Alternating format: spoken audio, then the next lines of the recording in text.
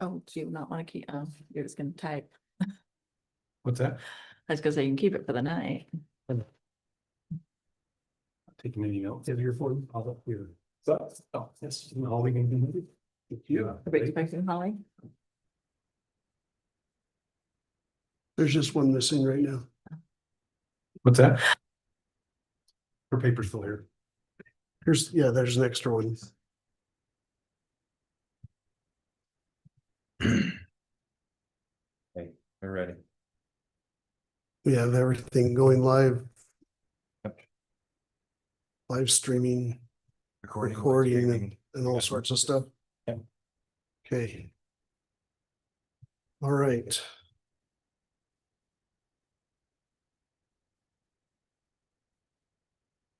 Oh, no. Okay. Welcome, everyone, to Hyde Park City Planning Commission meeting. Today is June 18th, 2025. And we welcome everyone who's come. Let's see. All right, let's start. If we can get Commissioner Hanson to give us a prayer or a thought and lead us in the Pledge of Allegiance, we'll get started. Okay. Our dear Father in heaven, we're grateful unto thee for our many, many blessings. We're grateful for the freedoms we enjoy and we're grateful for this community that which we live in, the beauty that's around us and the great people that live here. We're thankful that we could all live together and for the beautiful place which Hyde Park is. We're thankful we could meet in this meeting. We ask that thy spirit will be here with us to help us to talk about those things which are important to the city and help that we will make it a better place for all of us. Help us all to be civil and kind to everyone. Bless any in our community that may be suffering. Help us to be an instrument in thy hands to maybe help them. We ask for thy spirit to humbly be with us in the name of Jesus Christ. Amen. Amen. Please stand. I pledge allegiance to the flag of the United States of America and to the republic for which it stands, one nation, under God, indivisible, with liberty and justice for all. Thank you very much. We'll start by looking at the minutes from the last meeting, which would be the 4th of June. Apparently I need permission to view. I didn't before. Any comments?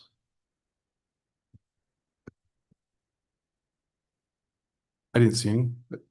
Any comments that you thought of? I wasn't here, so. I don't even see it here anywhere to go. There it is.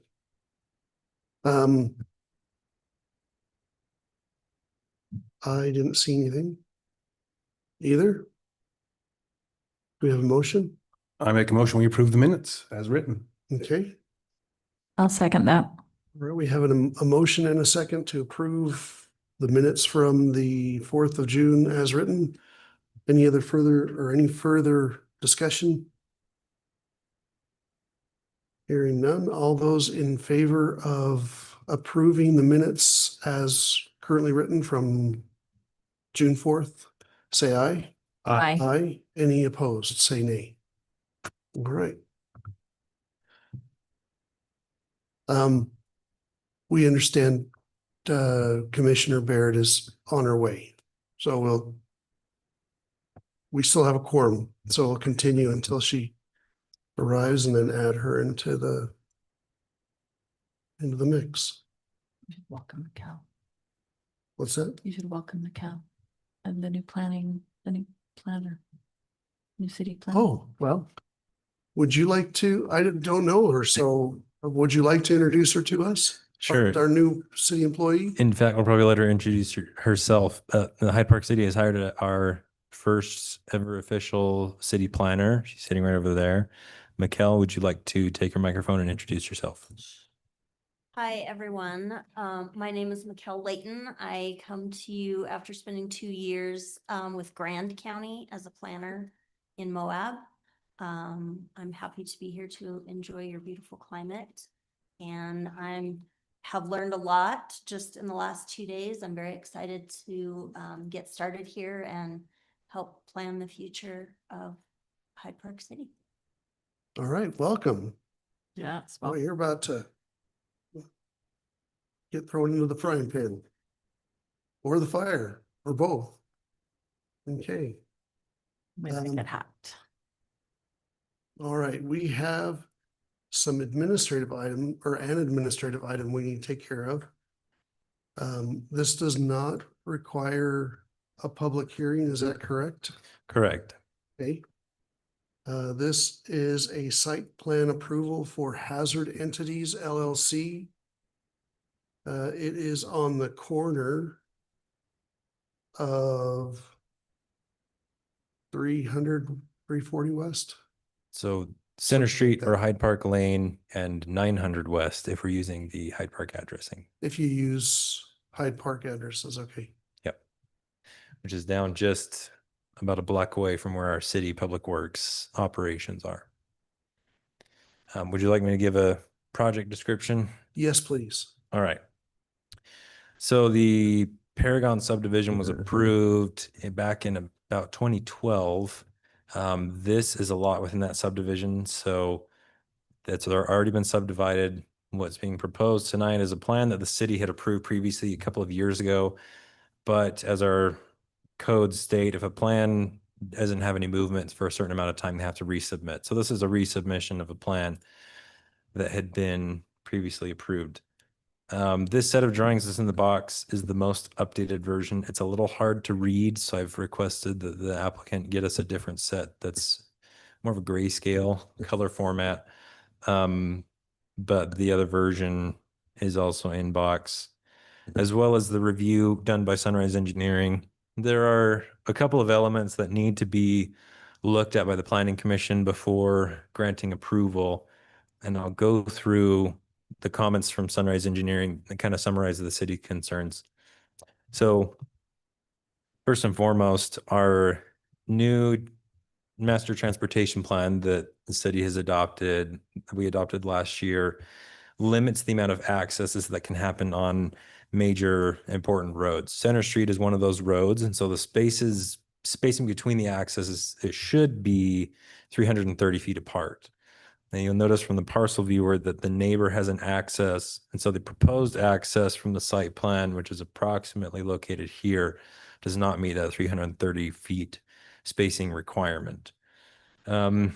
Also, by the city code, you can read this section right here. I'll just read it out loud for clarification. On corner lots, no more than one access approach or drive shall be allowed on each frontage, and access shall be at property lines or shall be located a minimum 300 feet from the intersecting property line, which is closest to the corner, on collector roads, or 150 feet on minor or secondary roads.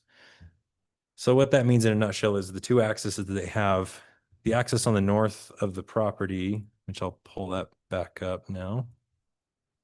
I'll use the older plan because it's a little harder to see, or a little easier to see. The access on the north does not meet the 300-foot spacing requirement. The access on the south end of the parcel barely doesn't meet that 150-foot spacing requirement, but the DRC was fine with that being where it is.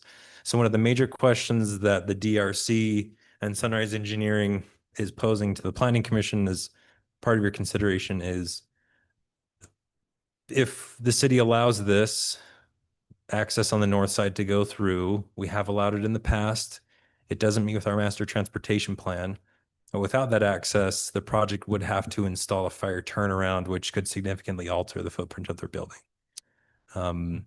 So that's an item for the Planning Commission to consider. Is we're going to, the master transportation plan is important, but it's not necessarily as binding as the ordinance. So the city staff, we don't want to make the decision for you, obviously, but if there had to be a decision made, we would always go in favor of the city ordinance over the other plans that we have, and of course, considering health and safety primarily. What is the distance from the access to the west and to the proposed access approximate? So when we measure the access, it's from center line to center line. And so if we're going approximately, I think it's gonna be further than that. Yeah. But it's not gonna make It's 300. So- About there. So I about mean, 200. even if you go to the end of the parcel, we're 250 feet. Right. So it's not going to make it. The other two issues, one has been addressed on the new site plan. It's a little difficult to see, but there was a concern with the placement of the utility lines in the original plan, and they intersected with stormwater pond and the public utility easement in a way that's against the stormwater standards that we have. That, as far as I could tell, has been addressed on the new Actually, plans. not from what we have, but what Cache Valley Stormwater. Right. So our stormwater standards are the Cache Valley Stormwater Coalition standards. We have adopted those as our own city standards. And then the final item of concern in the engineering red lines. Whoops, I did not want to do that.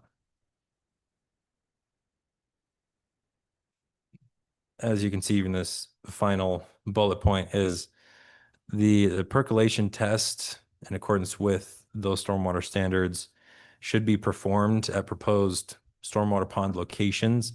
Right now, the value that's being shown on the plans is 0, which is the historic value based on the online historic survey number. So the rules that in the Cache Valley stormwater standards say if it's a 0, we want you to do a percolation test anyway. If you don't want to do a percolation test, we still require a report to be written as outlined in those standards to kind of justify your stormwater plan. The city has not received that yet, and I don't see anything about a percolation test on the new plans. So that requirement appears that it still has not been met. Okay. All right. Ladies and gentlemen, what are your thoughts? The We have the developer here. the applicant is here if you have specific questions for them.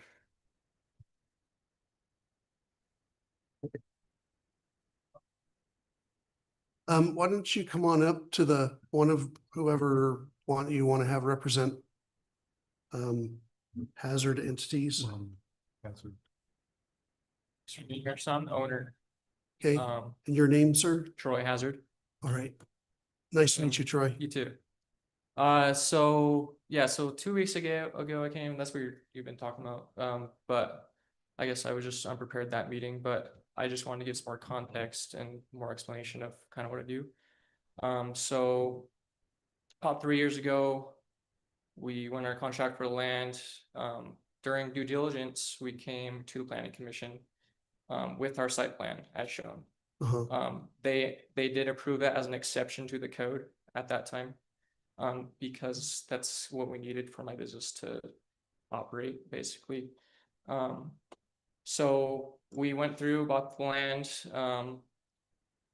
Probably 4 or 5 months later, we had the plans done by Cartwright here, architect plans.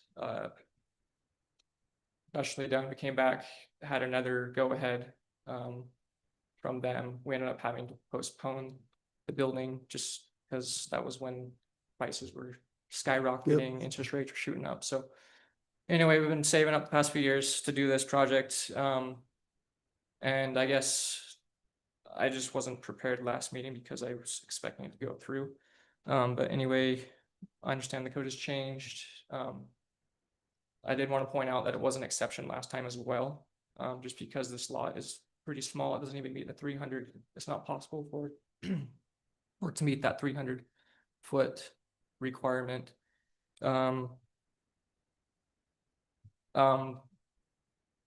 The new plans actually brought that parking lot in. It looks like about 12 feet or so. In which direction? So the parking spots are gonna go to the west. 12 feet 12 further feet. to the west? Yeah, Okay, for the pond there. Which is, my business involves trailers, loading, unloading, okay. car haulers mostly, so they're big trailers. And I went out there this past week and kind of measured out with this plan, and even with that, it's not really doable with the trailer at all if I don't have that second access. So it's kind of put me in a bind. Without that, I'm gonna have to do, like forklift out in the street, loading and loading out in the street with flashers on. I think it's probably just gonna cause more congestion. But yeah, that's kind of the points I wanted to make there, and I just feel like I didn't do a good job last meeting. Okay. So I apologize for that, but Any word on when the percolation test might be completed? so I have a soils test. Is that the same thing? Possibly. We went out there, they went out there, dug a couple holes, got the soils, and That's gonna be your geotech report. is that different? The percolation. So the perk test may have been included in that, but Okay. also if it's not specifically, it's a different type of test. So they could do it at relatively the same time, but it is a bit different from the geotech report. I did have that done a few years ago when I was initially. Okay. Yeah, if Yeah. that perk test is done, is the older one, the 3 years ago, still valid? Can we still use that one? So for the geotech report, I think that is still fine because there's been no significant movement of the soils or anything, but the perk test, like I said, the issue is that it's a 0, which is the historic soil survey. Is that what the name is of where they pulled the data from, which isn't necessarily a bad thing, but the Cache Valley stormwater standards require, if it's a 0, to either do a new perk test or submit a report with the rules on page 8 of the standards, which I don't know what those are off the top of my head. So we need either a percolation test for all the areas where they're going to have a stormwater pond, or the detailed report that qualifies for the standards in the Cache Valley Coalition Okay, manual. okay. I guess what we have to find out is if any of those tests that you've done before contain it. If they don't, then that is a requirement. We don't. So as far as Sunrise Engineering was concerned, they didn't see anything that looked like a percolation test, and they did look at the old geotech report as well. Okay, So is that just that would affect the pond size?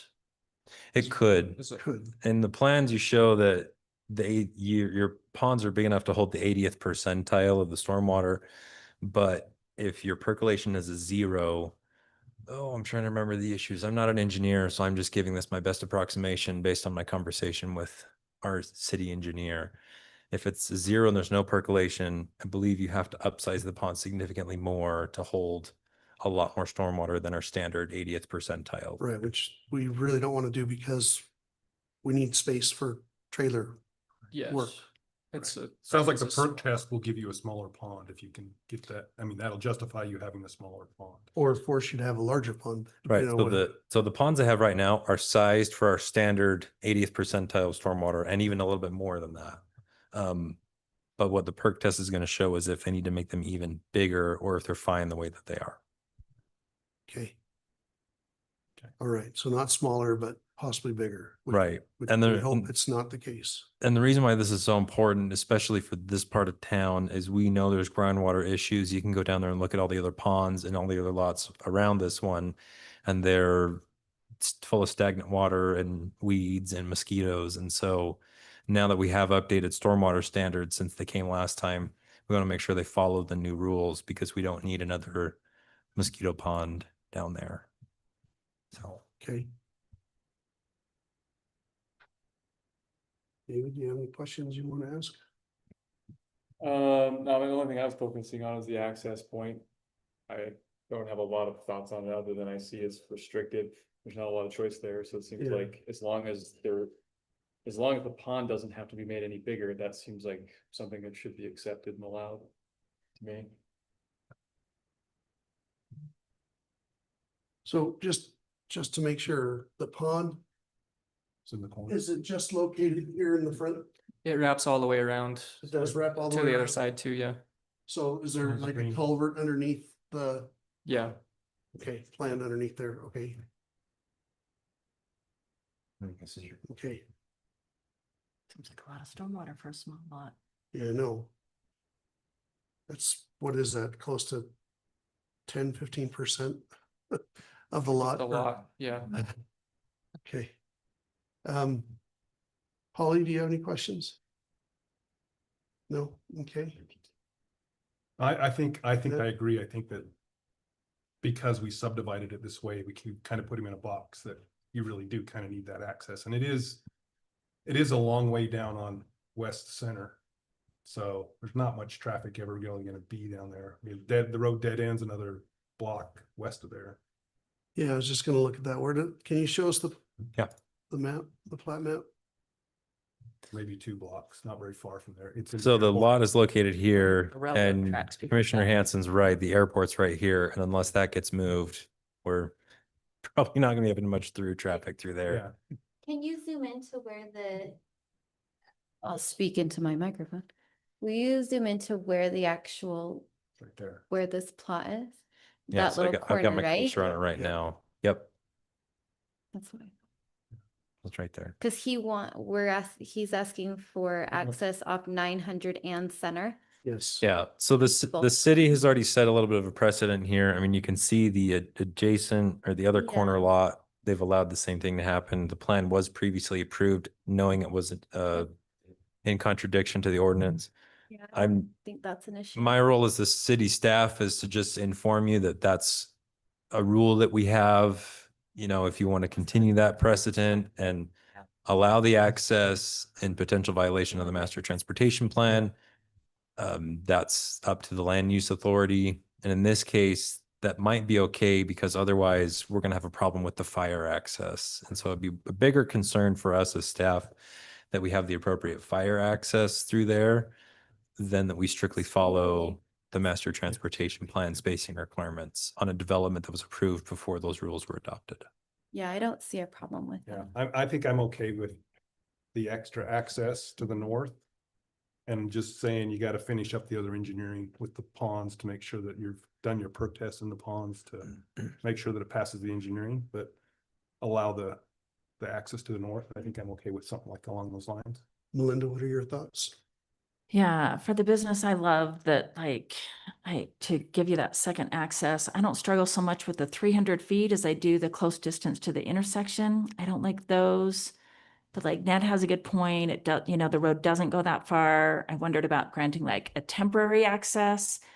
But, you know, that we say like you have to renew every 5 years, or if it gets too crowded, then we cut it off. But like, that's not fair to a business that is in business doing great. And then all of a sudden we're like, hey, now you can't have this access anymore. Yeah, I struggle because I hate going against the ordinance every time, not every time, but so many times that we do, it comes back to bite us, and it just, like, we're like, we shouldn't have done that. We had a rule, we should have stuck by it. But I like to promote business, you know, and I get that trailers pull through in and out better with 2 accesses. So yeah, I don't know that I would vote against it. My only other concern or issue would be like the landscaping plan. Is that, I didn't see that in the stuff that I read. I think they were gonna put out the new plans, to show. you know, All the pond probably, right? It's not, I think that's something that this body. No, would it's not do, is grass. The landscaping. it's like rockscape, basically. It's, Just sort of like they don't call it xeriscape, do they? Well, Xeris. let's cut up today. There's xeriscape is just like rock, or xeriscape is like local plants Plants. that don't use very much. So is it just rock, or do you have some plants in there? I don't believe we were required to put any, so I was just gonna do rock, yeah, but so there's no maintenance, but if- Well, in that industrial landscaping, 12-160-80, it says minimum 5% of the gross area of the lot or parcel that contributes to the relief of heat, noise, and glare. And so that wouldn't be rock, that would be something like leafy or alive. okay. I'll give an example. The Steve Regan project that's going in on the corner, for their 5%, they just elected to plant a bunch of trees. So they don't have any lawn that they need to mow or plants they need to go trim. They're just planting trees. Yeah, but we also limit trees in this industrial zone. We don't want them anywhere on the park strip. Mhm. I mean, that's. Oh, what that's our true. ordinance says Sebring, do. Sebring is in the commercial zone. See, Yeah, no trees in the landscape the- right of, in that Yeah. right of way or park strip or anything. We say no trees there, which, yeah, it'd be great to have trees, but our ordinance says no to trees. The Yeah, got issue those that I confused, right? see with that is that pretty much all of the area around the lot is used for the, It's all the water retention. for the water retention, and I don't think you're allowed to put landscape in there other than the rock. No, you can. And you can sometimes pasture with- Well, it doesn't grass. even necessarily have to be planted in the ground. Sometimes you can say, we've got these potted things that we come out and water. Do you know what I mean? Yeah. Like it doesn't it could be where you have concrete or pavement. Cause you have planter boxes or, There is that little spot there. I could put it. I address that. Yeah. I'm Courtney Wallace. I'm with Cartwright Architects. Not all the green on there is pond. So all the green represents areas that we can provide some landscaping, or ponds are mixed into that. So down around on the south side of the building, down where the dumpsters are gonna be, we've got plenty of area that we could do natural landscape, we could fountain grass, that kind of stuff, to meet your 5%. Plus, we've got room out on the street area, between sidewalk and out to curb and gutter, that we could do some low-lying plants. There's plenty of room on the site for us to hit 5% landscaping. I'm not even worried about that. right, but this body is supposed to approve a I landscape understand that, plan. yes. We don't have one done yet. Okay, so there is not one yet. No, there is not. That shouldn't impact the access point though, should it? No, Okay, No. just another consideration. right, separate issues. Well, I think the steps here is they gotta know what their access is. Then they gotta do their perk test, so they know how much the retention pond's gonna be. Then they can lay the retention pond, then they can do their landscape. So it's kind of like we're in the first of 4 steps here to Yes, get. and we met last Wednesday with the city. Right. There was not enough time to get a perk test done between Wednesday and tonight. Right. Just Understand. wasn't gonna. Understand that. Right. So yeah, we still need to get that. I understand that there's still a few things we need to get done, Right. but Right. that's not a problem. We'll get those things done. Okay, that makes Um, sense. I'm just thinking of, I think from what I can tell, we're pretty much on agreement on the one major issue that we can control. And that is the North access. the second access to the north. I believe we're, okay. I'm making an assumption there because I have not taken a vote. The perk test, we don't have an option on, we can't change that. That's required. So we could do a conditional approval, but the landscape plan, is that something that's required of us to approve also? It is, and I will note since we have our new city planner and we've been talking about plan reviews and responsibilities, I was reminded that in the Utah state codes, conditional approvals actually can prove to be very problematic. And so we probably should not be doing them if we can help it. That's all we do here. I know, and I hate them. I know they're tough, but I get why we do them because we don't like to put people off and say, okay, 2 more weeks or Yeah. another month or whatever it is. But yeah, I don't like the conditional approvals either. I think we get into trouble that way and things slip through the cracks and we forget about checking on stuff, or we assume the next body's going to, or staff is going to, and then nobody checks on it.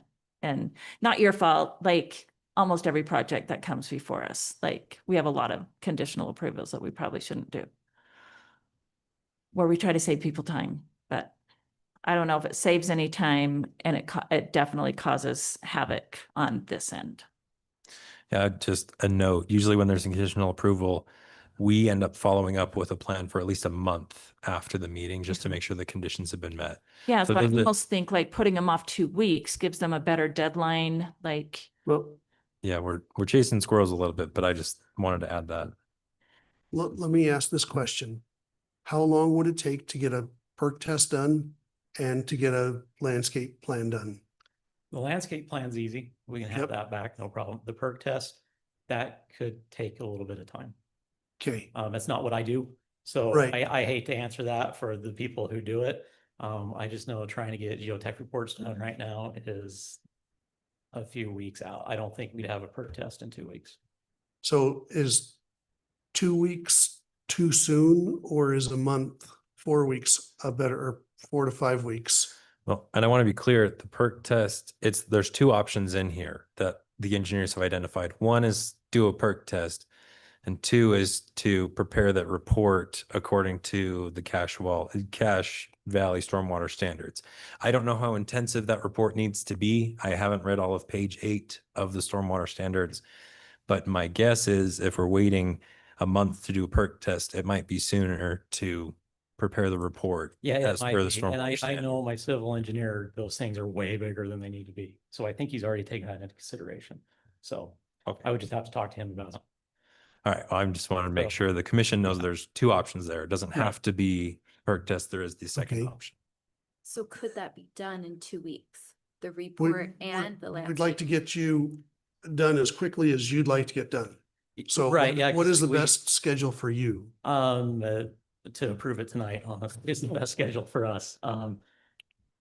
Like I said, the landscape plan, I'm not worried about. Right. So I don't know that it Or- matters if they commit to 2 weeks or 4 weeks. I mean, they can let the staff know if they're ready to be on the agenda Right, a we- few days before 2 weeks. We can have them on the next one, then Colette can give you a call or send you an email a couple days before we're Right. finalizing the It is the agenda. next one, because we're gonna be running right into the 4th of July, so. Yeah, are we meeting on July 2nd? July 2nd.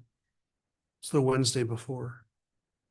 Or it's the 16th of Who, July. raise your hand if you will be out of town on the 2nd and unavailable. So if 3 of you will be here, that's enough to have a quorum in a meeting. Unless you have other plans. No getting sick, Ned. I don't have other plans. You can proxy. We gotta have surgery on the 26th. Hey, I'll be here if that helps, but I don't get to vote, so. Okay. So, So tentatively, we'll plan on having a meeting on the 2nd, yes, unless somebody gets sick. then Ned already Since- said he was sick. Well, sick right now. Since, there are some outstanding items and I don't believe that we can do a conditional. I don't think that's an appropriate thing to do at this point. I'd like to table this until such time as you're prepared to come back with those required items, just the 2 items. I think Is there anything we can give them to say that it's okay to go with the north thing, or do we wait? I I mean, think we- I think The- it needs to I go. think it all happens at once. I'll let you know that I'm in favor of it. Mhm. I am too. I have no problem with that. And So I- that'll help take one You got at checkbox least off. 3. That is definitely helpful. Right. Yeah. So, Yeah, Yeah. 3 to 9. so let's, you don't need to worry about that, but the other 2 things, as soon as those are done, let us know and we'll put you on the agenda for the next meeting. So to be clear, the perk test is not actually, if. It's either the perk test or the Engineering. the guy- the engineering report, the report. Mhm. That, And I believe I emailed these red lines to you, Courtney, is that right? Okay, so you should, no, it was not. Troy, do you have any idea if you plan to like go in or out both entrance? Like, will they both be entrances and exits, or will you always go in the one and out the other? I don't know if it matters. I I- think You if mean we like- grant the access, we can't say I don't only, know that it matters. only exiting on that north side. Like put a gate Yeah. there. No, just like it's Exit only an only. exit. You know what I mean? It's not an entrance from the north. It's exit only. So they're not just barely getting, like with their trailer, their Yeah. trailer's still hanging out in the intersection, waiting to turn into that driveway. Like if it were only an exit, it feels better to me. But I guess it's it would fine. depend on how that road developed in the future. Yeah, there's probably a lot of things that affect it. You can ignore me. Everybody else does. All right. so Chair, was that a motion? I will make a motion to table this until a future date when you present those other 2 items. You just need to give us a date. So for now, table this. The hazardous entry entities. What are we doing Site here? This plan. is a Site plan, site review. plan. Okay, so that's my motion to table it. I'll second that. All right, any discussion, further discussion? Okay, all those in favor of tabling this final site plan for hazard entities until a time where they provide the other two missing items, say aye. Aye. Aye. Any opposed, say nay. Okay. Troy, good luck on getting whichever things you need, and we're ready for you as soon as you get back. Thank you. So we will put you on the agenda and Colette will check in with you a few days before to see if you're ready to go. Okay. All right. Let's talk cannabis, man. Oh, the amount of hell I have gotten for this.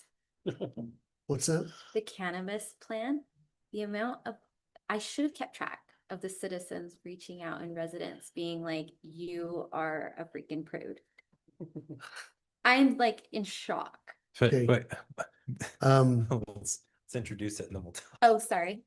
So let's go to our discussion items. We can go in any order we choose. Would you like to talk about the medical cannabis first? Yeah, I would, I don't. as far as speediness goes, I would assume cannabis and gravel pits will take less time than the transition zone. So So you want to with that just knock information, those- what you will. So let's do the medical cannabis and the gravel pit first.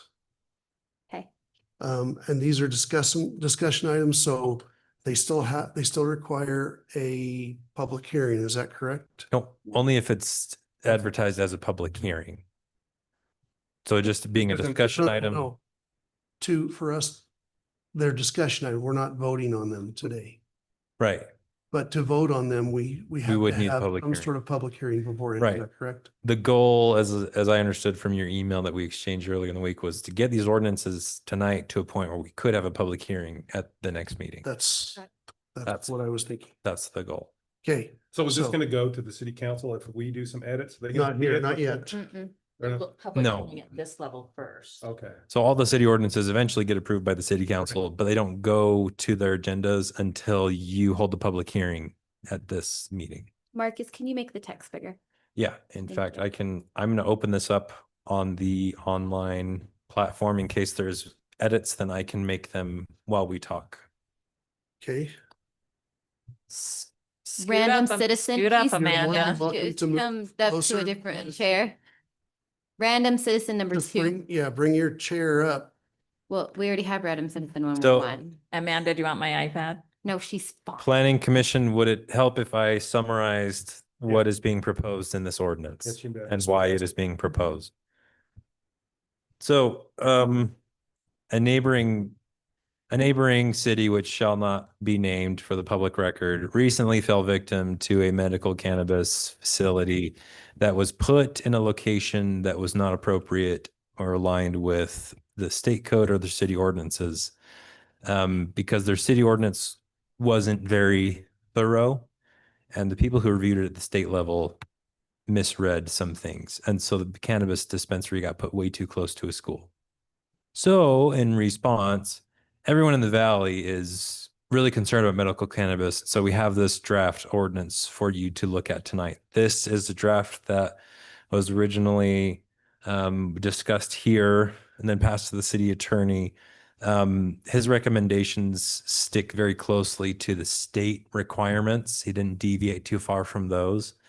And so we can kind of just go through this section by section. So the first section of this document is just the ordinance resolution language. That's not going to be part of the ordinance. So it starts really where it begins at section 1, medical cannabis pharmacy. So the purpose is to permit the establishment of medical cannabis pharmacy use as defined in Utah Code 26B-4-201, subject to licensing procedures required by the state of Utah. So let me be very clear for the Planning Commission. The state of Utah treats cannabis facilities much like the group homes issue that we recently discussed. The city cannot outright say no. All we can do is direct them to locations where we would be okay with them happening. So all the licenses for these facilities are approved by the state. That's section B, just identifying that the Utah Health Department has to approve the license, and the city has to approve any business licenses. And then C identifies where these could go, and these are pulled pretty much word for word from the state code. So if we start at section 1, it's as required by Utah Code Chapter 4-41A, a medical cannabis pharmacy shall be located at least 200 feet from a community location, which includes any public or private school, licensed childcare facility or preschool, church, public library, public playground, or public park. So it has to be at least 200 feet away from all of those facilities, or 600 feet away from any area zoned primarily residential. Any questions? See, I didn't think about the or. I was thinking it had to be both. Shouldn't that be an and? I think it should be an and. It's an or. It's like if any of the first options are not present, we go to option B. So looking at a neighborhood, if they're lacking all of those things, you shift to section B. So like that in my neighborhood, for example, we don't have any of those things, but we would be 600, So we would be primarily residential. Residential zone. Right. So where you live in the agricultural zone and the R2 zone, that's a residential zone. There's no other uses permitted. So they would have to be at least 600 feet away from your neighborhoods. So this would really. I was be thinking like if it was in a mixed zone, Like a mixed use. mixed use zone, and you had We have schools. playground in there. We have schools everywhere in the mixed use zone. But not, We have but 3 200 feet. schools. Okay, but so then this says you're either 200 feet from the school or 600 feet from resident. Well, if I'm the pharmacy guy, then I'll say I picked the 200 feet from the school Yeah. instead of the 200. 600 feet from the house that's really closer. Well, In that- reality, like, why are you gonna put a medical cannabis in a residential neighborhood anyway? Well, I'm just thinking of the Put it- mixed zone where they want to put them in the base. Though, like. Well, yeah, but if there's mixed zone, that doesn't, it's not a primary residential. Well, we're putting those little businesses, in the one end of those mixed zones. I don't want anybody putting them in But there. how far is the new middle school from those? 200 feet isn't even that far. Like, It's it's not that- not even our, So it's not even half an acre. It's What like is it, about nothing. 100 feet to the wall? Yeah. Yeah, it's not, 200 feet is So nothing. that's half. So of what it- if you're looking at the medical school, wow, middle school, I mean, medical cannabis and middle school just mixed together. So if we go from the center, yeah, I mean, you're already 200 feet before you even leave the Before property. you even so leave let's the not do grounds. that. 200 feet is nothing Let's go 200 feet from the property line. You're still within the neighboring development. easily. So in theory, The 200 feet does. you could nothing. have medical cannabis place in one of these mixed units that's in the Muir development, except it's not listed as one of the approved uses in the development agreement. So never mind, you can't have one there. You can't have it there. Why? Because it's not one of the approved uses that we've agreed to in our development agreement For that one, for that particular development. That but one. not the R. But if they were developing in like a standard mixed use zoning and we didn't have the development agreement, you could have one, or like in the ARIA, you could potentially have one there. And that's right across the street. But- Do we have to But it have it does only be say- 200 feet? That state regulation is 200 feet? That's a question that we can pose back to the city attorney. Can it be more? It's got, 200 feet is nothing. You might as well not even have it there. Right. So I mean, that's why we're talking about it tonight, because I got this draft back like today. So I wanted to get all the comments from the planning commission on this draft, send it back to the attorney so that we have all those things addressed and updated, or a note from him saying you can't do that. Let's get a note from him on our max feet that is allowed legally. I still think it should be an Well- and. Ask him about. I think it should be an and as well. Lem- But 600 feet isn't that far either. At least that's 2 football fields. Yeah, that's true. How dangerous No. are these? What are we? Not even a football field. It's not- 600 feet. The 600 600 feet one is 2 football fields. Yeah. It's a so it's a medical, it's a cannabis pharmacy. It's where they're gonna sell weed. So like across the street from Walmart, is that one? Yeah. Or would they have like that CBD oil or No, something? no. That's I'm- different. That's CBD 's different. CBD is different. This is straight, they're selling marijuana. Well, there's some, Or they're selling With a cannabis prescription. products, or I mean, everything has to have a prescription, use my air quotes. But like, they are selling weed. or you have, And you can walk in and you can get a prescription card. I don't have a problem with the actual business. It's fine. I think cannabis is a great thing for people that need it. I just don't want it super close to to a middle school or a high school.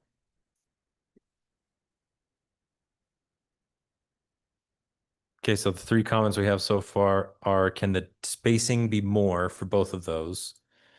And can this be an and, or does it have to be an or between the two?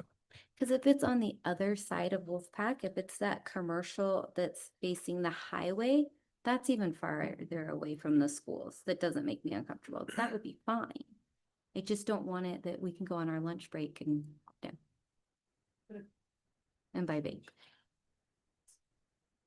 I mean, our mixed use zones are actually primarily residential. Mhm.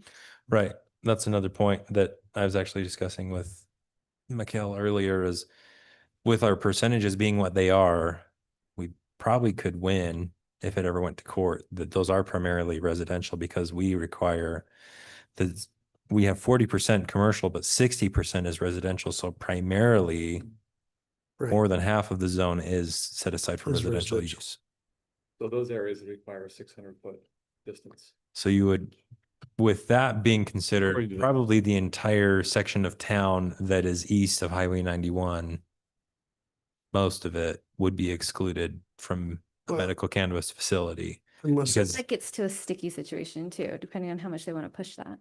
Right, so it would probably end up in court, if somebody really wanted to push it. But And yeah, if all the of our, law's vague, what about the they'll- east side of Main Street? yeah, I guess there's a lot of parcels down there that are still zoned commercial, so they could set up if there was a building in the commercial zone. And we over by the can't, set up plan down there. Professional would be fine. I mean, can we limit it to just commercial or industrial zone? That's a great question for the attorney. I think we've done that pretty much because we say zone primarily residential. Takes out the mixed use. Well, it I mean, takes I- out the vagueness. I thought with our sexually oriented businesses, we said they had to be west of 200 West or only Yeah. the industrial zone. Put it out where the roads don't exist yet. Yeah. Yeah. Like, yeah, you can have them anywhere in town that's industrial zone, which is only way over there. Okay, Well, we can't have commercial. Can we have commercial and industrial? Yeah. Mhm. We also can't discriminate either. Like it's gotta be pretty, Let's ask some citizens what they think. well, now hold on. For opening this item to public comment, we have to open every item on the agenda for public comment. We are going to have a public hearing on it next week, hopefully. maybe, maybe if the random Maybe she could citizen could just email and maybe that email could be read.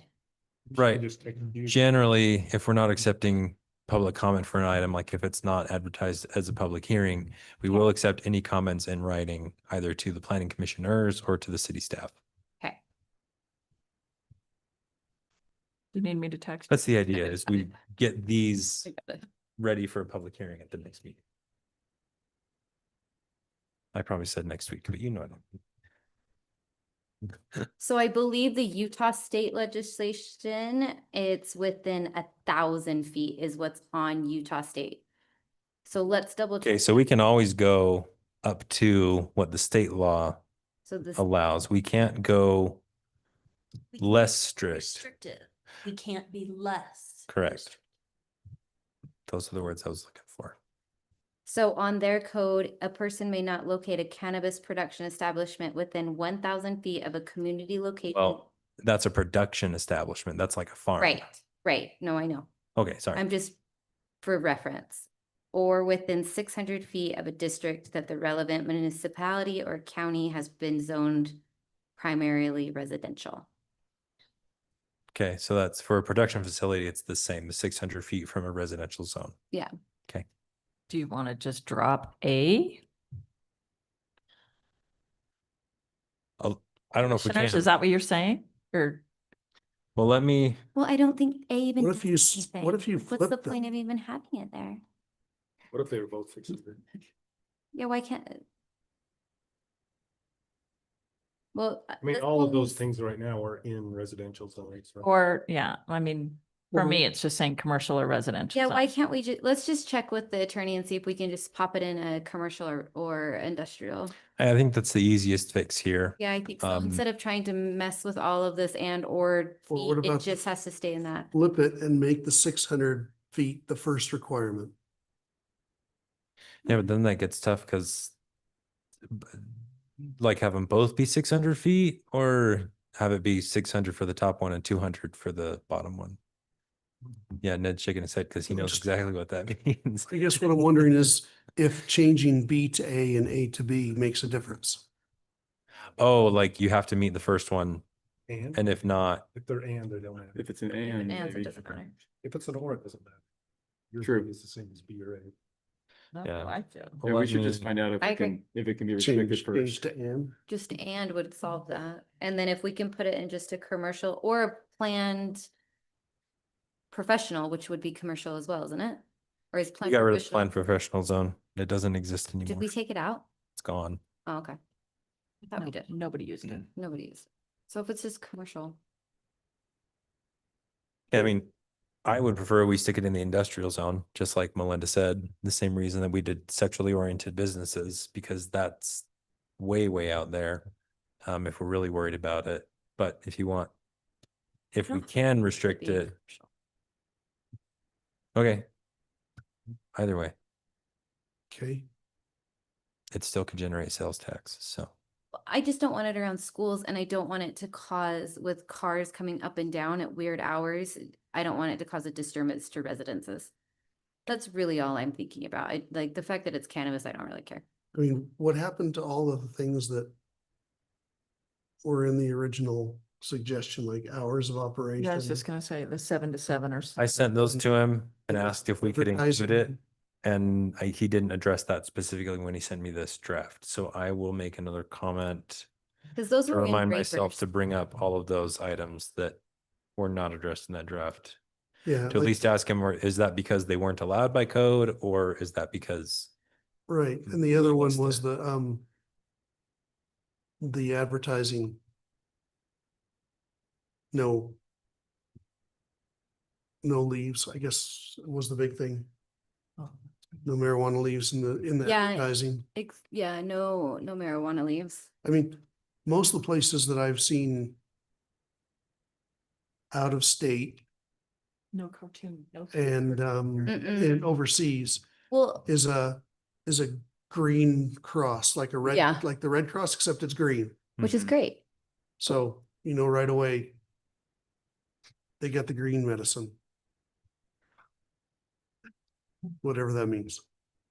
So, Yeah, okay, So I will inquire about restricting the hours of operation and restricting the advertising. yeah, if that was, If he had saw that and excluded it on purpose, or if he just missed it. I So mean, I really. The hours are important and the advertising is really important. I'm not sure if you have all seen the sign in North Logan where the old Sonic used to be. oh my goodness. I don't know if anyone realized what they put on that sign, but I'm sure the person that made that sign knew exactly what they were doing. I mean, So it I, is pronounced Poe. no, it's not. You know, it's not. Stop it. Yeah, I wish it was faux. I had a citizen tell me that they thought it was a joke, that like. Well, that's what I'm thinking too. They that just wanted. that's what really kind of not going reactions they're in gonna get. there. No, it's a real business. So, It's also hilarious. it is in a demented sort of way, and I was laughing too, to be honest. So, Until your tells us where we are. 5-year-old is sounding out how to talk. yeah, how to say How it. to read. Did you want to go over the rest of the? I mean, the rest of it is, you got section E that says if there's a conflict between our ordinance and the Utah code wins that fight. Section 2 is a severability clause, which says if any section of this ordinance is for any reason held to be invalid or unconstitutional by the court, such decision shall not affect the rest of the ordinance, which is a pretty standard clause. Okay. And then the ordinance takes place effective as soon as it's adopted. That's the rest of it. So the heart of the issue is section C, And I have all these comments written down and ready to ask the city attorney next time I talk to him. Thank you. And I would say, like, once you get those in there, I think it's fine to hear from the public. We can still make changes that day. And even after we come up with a draft and send it on to city council, they almost always, on brand new ordinances, they almost always tweak it a little bit too. Right. So I would say you could schedule the public hearing, maybe not July 2nd because people would be out of town. Yeah. You probably don't, I don't know if you have that time anyway, but And again, this isn't something that the city needs to adopt right now. Like, we don't have an application that's incoming and impending. It's just something that our neighbors were victim to. And so we don't want to have the same situation happen to us. So it's just on the forefront of our minds as staff, and that's why we're working on it. So if we want to have the public hearing at the next meeting or wait until mid-July, it's probably fine either way. Just let's not put this off. I'd like. Right. to More do than we have to. separate. I don't know, I would do the If second we one in could do July, The second one in July. The second week of July. like the second meeting, the The 16th. 16th. I'd like to. Okay. What other comments did you get from people? Did you want to share them? No? Probably most of them are, why would the city allow this? And the answer is Oh, because the state, The No, opposite. no, it was that I was such a square, Not. oh, that we should She be would allowing do. this. that I'm a prude and I'm a square, and how dare I even put limitations, and it should be open 24 hours. That was the big one, is that it should be open 24 hours. And that Wow. I'm being discriminatory because I only want to open certain hours. Yeah, I Okay. think the public hearing will be interesting. I think we did. It'll be fun. But we also know that even if the room is packed, that's not the whole city. Like, that's people who care about this particular issue, not necessarily reflective of how everybody in the whole city feels. Before they all get here, let's say that. Then they need to show up. Should put that on the back of these little signs. Yeah. I need to put one that says, don't take it personally. Well, we all need that. So just as a reminder for the planning commission, when we schedule public hearings, the planning commission previously asked us to send out a text message radius notification around rezoned properties. We don't do any additional noticing for other public hearings. So if you want to get other word out besides the required notices by the state and by our ordinances, I recommend you contact your friends and neighbors and tell them that the public hearing is happening. Can we put it in the newsletter? Forever.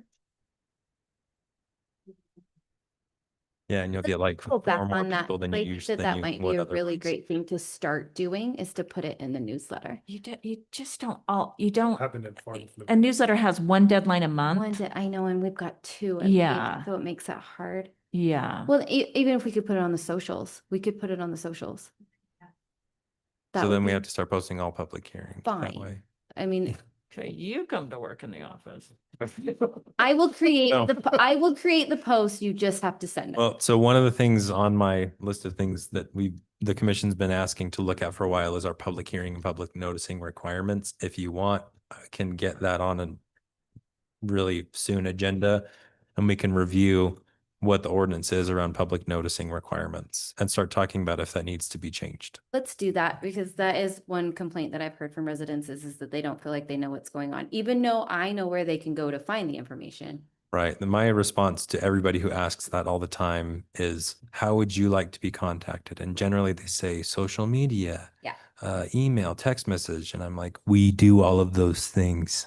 Yeah. So anyway, Yeah, how did they know about it? How did they know we were talking about it? The people Oh. that talked to you? Because somebody said something, Where it gets around. Yeah.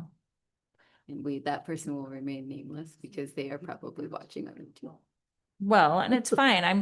Okay. I'm just saying, sign up for the email alerts. Or, You can see Yeah. every agenda and whether you're interested in coming or not.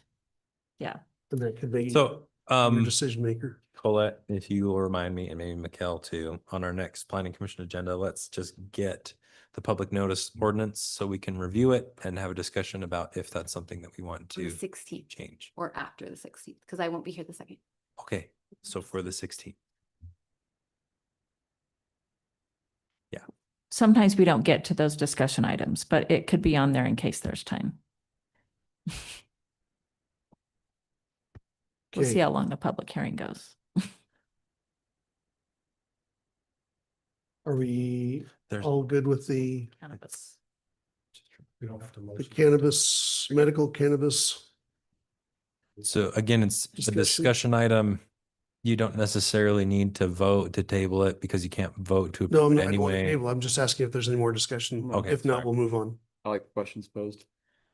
Okay, Colette had a couple more that I've added on here, which is can we limit the total of number of facilities like a per capita type thing? So I will also ask that of the city attorney. 1 per So 100,000. that was in the original draft that I Was. flipped through. I want to say it was every like 60,000 people or something like that. I can't remember what it was, but that was in the original draft that I sent through. 60,000 people. I like that. It was. We I won't get there copied for it a off long Draper. time. Well, I just copied it off of Draper's. Okay. You really. Has anyone heard if there's been any issues with the current pharmacies in town?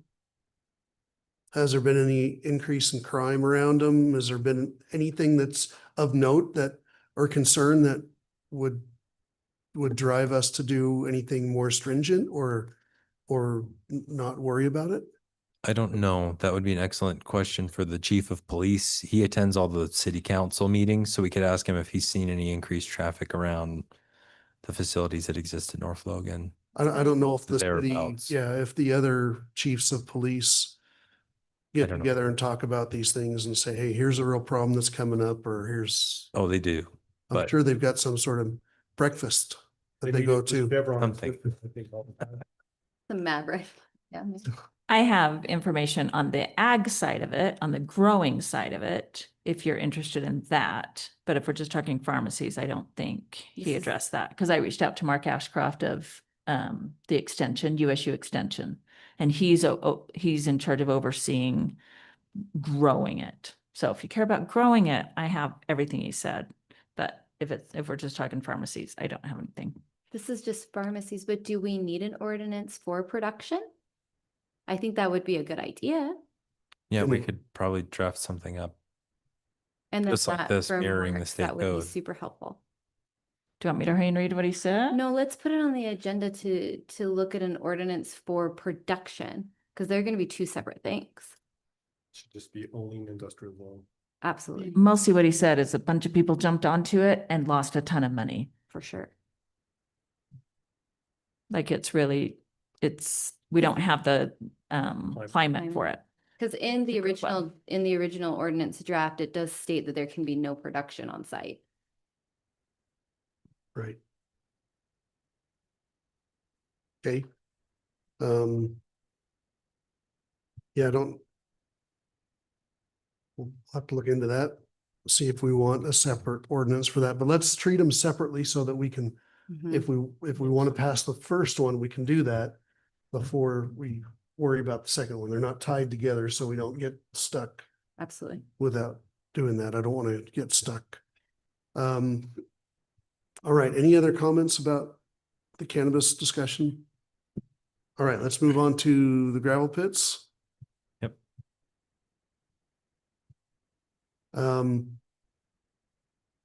I think we discovered that we don't have to allow a permanent gravel pit.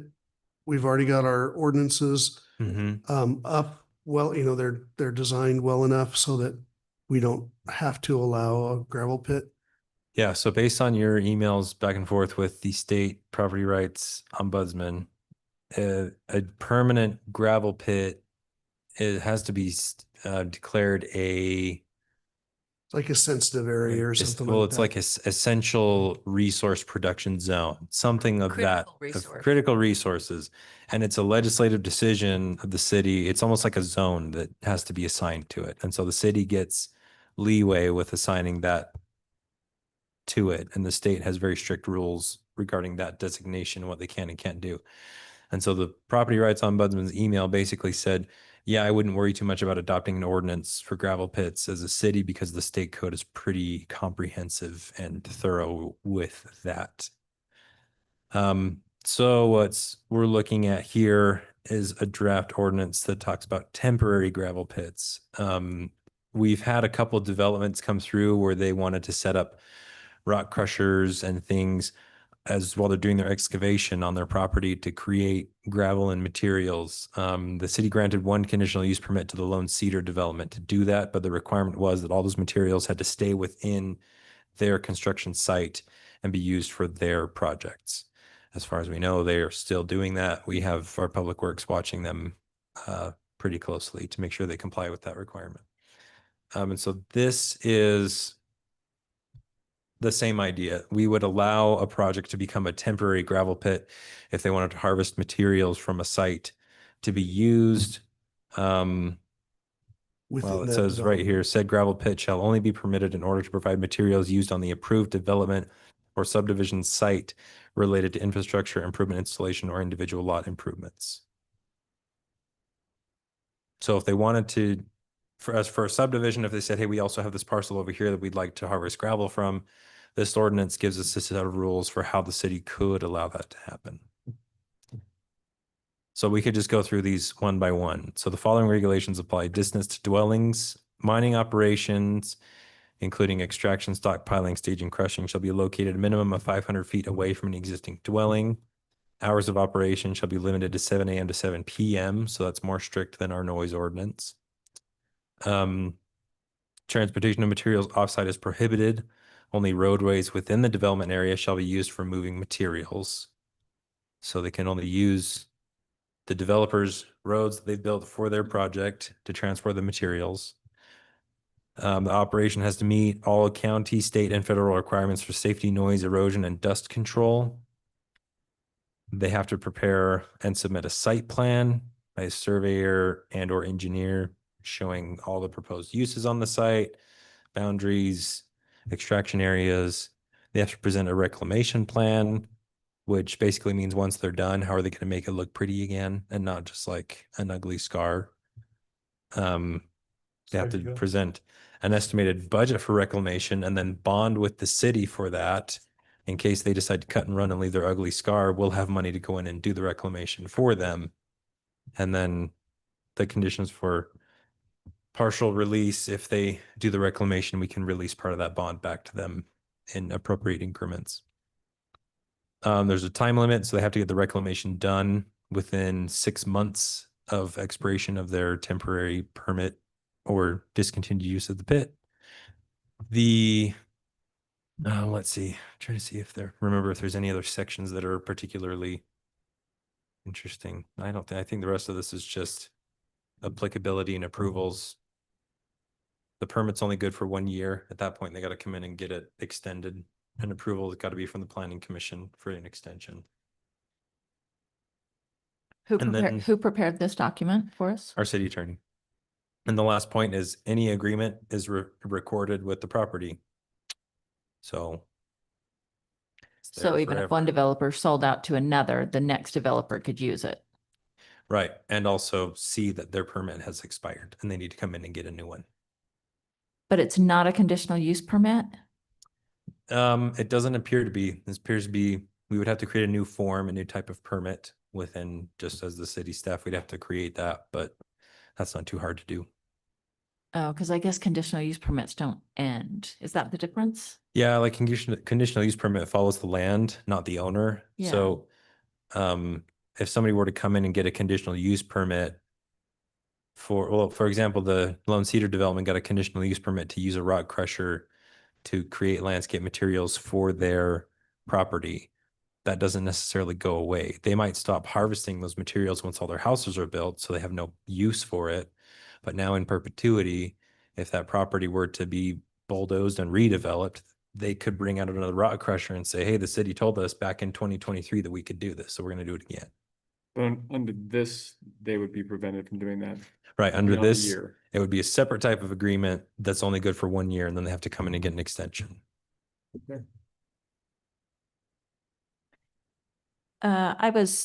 Sorry, are you taking discussion? Right, yes, yes. The only thing I wondered about was the reclamation. I love the reclamation. I'm worried about the 6-month limit. I'm imagining them finishing at the end of summer or fall, and then you're saying they have the 6 months of winter to get it back looking nice. Then they can request for an extension. So is that what they would have to do if they finished in the fall? They'd have to ask for an extension? They didn't want to work on winter long. And I don't know if we could even judge a reclamation to make sure it met some sort of standard, which, you know, in the wintertime, how do you do that?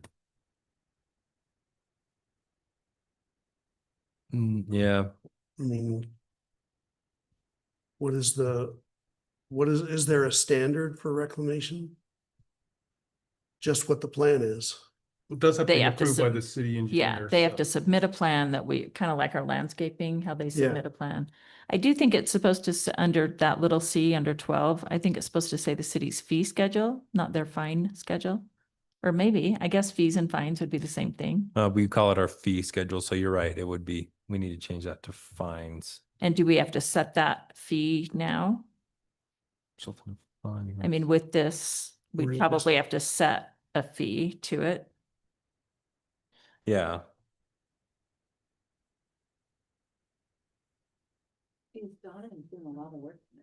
I know, for She not does for work. being home watching TV. she works really hard. Is that? All right, so I'm just gonna add Oh, a, it just shows Danya making all these updates. Oh, yeah. Marcus. Danya, we're signed into her profile on here, so She's working really hard today. she does work very hard. I will not take that away. A request. right. I pay. So before we started making jokes, what were we talking about? Then I read a comment. The fee schedule or the Fees. fine Okay, schedule. yep, got it. So we'll need. And I just hate to send someone to the fee schedule and have it not be on the fee schedule. Before. So there's just a note for me that if the commission's okay with this and we move it forward, the city staff will need to produce a form and a recommended fee that will Right. be approved either with this by the city council or shortly thereafter. Right. So that note is for me. Okay, I have a I couple like of it. comments on the, Oh, I was saying, I mean, I don't have enough knowledge or background to know what's not being considered. But it sounds like this pretty much forces this into just situations like that development you keep mentioning, which is just up from my house, and I've seen that too. So I know Mhm. I mean, it's not like anybody can just come in and be like, I'm gonna make a gravel pit and sell the material. Like it's literally just for being developed on site and used there. Right. And I will say that the Rendezvous project, which we've talked about a little bit, they're getting ready to do a submission maybe before the end of the year. They have proposed to the city that they would like to do something like this. So again, this is one where we have a project that may be coming. So that's why we want to get this ordinance done in a relatively speedy manner. So if we do get that application, we have something in place that we can force them to go through. It's close to your house. You say it's the one that. The one, it's, what's the name of it again? Cedar something? Lone Cedar? Lone Is Cedar. that the one that's like the conservation Yeah. area? Yeah. Yeah. So yeah, just up from where I live, they've got a bunch of crushers and things like that. They've been up there for however long the development's been going, but Yeah. they're not taking stuff off the site. Right. Like it's all There. staying right there and being used. So they don't even really notice it. Which is. Are we which is talking the out actually- one or are we talking, I'm No, sorry. no. This is, At the top of 200 South. above the roundabout, Oh, They're all- literally right next to Above me. that, yeah, that awesome useful Oh. roundabout. up the. This up one. the- Past to the east of the roundabout. Oh, yeah. My house is right there. Yeah, and I'm literally right Yeah. there where the E is. I can't hear anything. cool. Nice.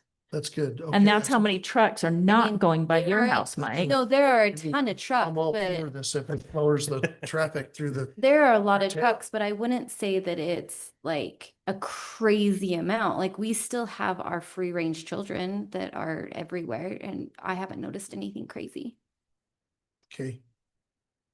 I think it's a fantastic idea. Anything that can reduce the number of big trucks that are going up and down either Hyde Park Lane or 200 South or any other one that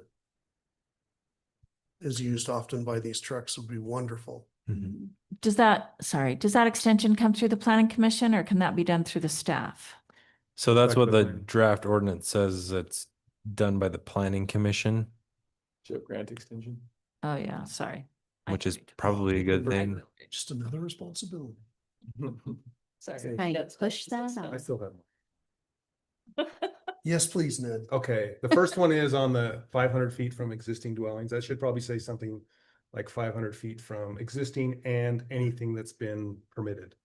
So if somebody's building a house on the lot that's right next to where they're gonna do it, they shouldn't have to live with a gravel pit. Well, I guess the question is, yeah, how long does the gravel pit stay there? Does it It's a stay 1 there year, it's a 1 until- year, and then that's the second part of my thing. Then every year, when we do the extension, all the requirements have to be met. Agreed. Again, Again, reviewed and met again. So like the bond number has to be reevaluated. And there's distances, all the requirements above have to be reevaluated. So before they wouldn't, can get their next extension. So they can't, That's not an extension. so for, it's a That's starting it's a over. resubmission. Okay. then 'Cause it's the only one gonna up in get for 1 Low- year and then they have to reapply. right, because the one up in Lone Cedar would not get approved again because there are homes going in on that on that road. Yeah, that's what I'm wondering. That's not fair to Every have. time you people build a have- have- house, that means you have to relocate your rock crusher. Yeah, but So- they're also the ones selling the lots, so they should be aware that that's going to be the situation. yeah, and in theory, typically when we talk about these kind of disruptions, we talked about this before with like the transition zone, that if you're moving in and you have a bare piece of ground next to you, there's kind of an expectation, whether it's misguided or not, that it's going to stay bare. But if you're going to look at your lot and there's a rock crusher operating 100 feet away, it's kind of like, oh, okay, well, I'm going to build my house and there may be a rock crusher still there when I move in. So if you want me to put that in there and see if we can do that with the city attorney, I'm happy to do that, but I just don't know if that's a requirement that we necessarily need to have. I think it is something we need to look at with the city attorney, because that would really, like, you see a rock crusher, but you don't think it's gonna be there indefinitely. Yeah, and so then I guess it would just be up to the planning commission when they come in and it's year 5 of renewal to just be Exactly. like, you're done. Well, that's It's why been maybe 5 go back to years. thing, just it's only good for 1 year and then you gotta Mhm. reapply. But I go back to that 6 month of getting it reclaimed and saying they may need that that extension to get it looking good again if they Yep. used it to the end of the season. 6 months. But the 6 month is outside of the use of the crusher. Right, So that's And I, above and beyond so it's the 18 months. year. 6 months after their permit expires, they have Right. to Mhm. clean it up. Yeah, so I'm saying, let's say they have it September to September, Mhm. and then you're giving them until what? March to That's get fine. it over the winter, they I have mean, to these get aren't it. gonna be big gravel pits. I mean, these gotta be Well, pretty most small. cases, And they some also should need to be build held to a top foot anyway. standard. Right. Right. And we need to hold them to that standard. So if you want, if the whole commission agrees, I'm happy to add that comment in there to bring it up with the city attorney on if we can include permitted lots. Although with that, so I'm just trying to think of your comment that you said at that point, it's a new application because it's not the same. So they come in for renewal, then we're telling them, well, you can't have it here anymore because there's a new house here. That's not necessarily the same So then permit. That would it's- be a different set of But you conditions. just said Can you it be don't hear property line? it. You said you're right there and you don't notice it. The next But one I'm- might be more noisy, It's too. not in my No. backyard. If I was to And it'll- build a property line? house, like we had looked at homes Does it have to around be, the because thing. I'm If I thinking had other built the scenario. home right there, I would not think, oh, that gravel rock crusher thing is gonna be there indefinitely. I would think, oh, they're moving gravel because they sold me this lot. All of these are already platted. That's going to be moved. There's a time frame on that. We can't say it Yeah. can be there forever. They can't keep it there either because they can't sell the lot or the lots that it's on. Right. So I don't And- see and the then problem with lose having money. to re-up it. They're So- gonna wanna have to move it anyways. Yeah, Maybe I need to drive it. you had a question. I was just wondering if instead of existing dwelling, it could be something like property line. The case in point I'm using just real quick is I have a lot that's not far from the ones we're talking about. And there's some undeveloped land, they're lots, but they're not supposed to be built on, but I could see somebody if they wanted to, using this to come put a rock crusher right on my property line. And if I want to start building in the next couple of months, then I've got to deal with that. Mhm. And so I'm wondering, we can just say property line, so then I don't have to worry about it, nobody else does either, it's like. Your Absolutely. property's protected because you're at least 500 feet away, and it's still an eyesore, but it's not right in your back door. Right, right. So located minimum 500 feet from the property line of any Yeah. existing dwelling? I don't know if that's It's feasible. Permitted. without- Permitted dwelling. Existing and permitted. Because if DJ goes and pulls a building permit, we need to take that into Well, account for that. I'm just saying, even if. As an example. Well, but Yeah, I'm that's, just saying just property line period. but that's my concern is if at the time of application, if at the time of application, there was only the existing dwellings, and then when they come to re-up, there's been 3 building permits taken out. I don't think at that point, I think Melinda's right. It wouldn't be fair to have a continuation of the same permit if we're giving it a new set of rules and saying, hey, there's 3 new houses, so you have to reapply. So do we change it from renewal to reapply? I mean, we are trying to emphasize it's temporary. Right. Well, I'd like. And they need to move. To the do property. that, I'd like to suggest maybe in 12B, where it says the planning commission shall grant extension of said approval in 1-year increments. I'd like to make that up to 1-year increments, so it doesn't have to be a full year, and no more than two Consecutive. renewals. To limit it to a maximum of 3 years. Well, and that shall means they will grant the extension. It doesn't say that the planning commission may grant the extension. It's saying if they continue to use it consistently, Yeah, then the and we planning can make that commission will may. grant that So it extension. needs to be Do we may. want that to be shall? No. No, we need to be May. We don't want to be held to something. We don't want to. And cease, We need to give Ned all his outs. not been ceased. Give any power away that we have. Ned likes his opinion.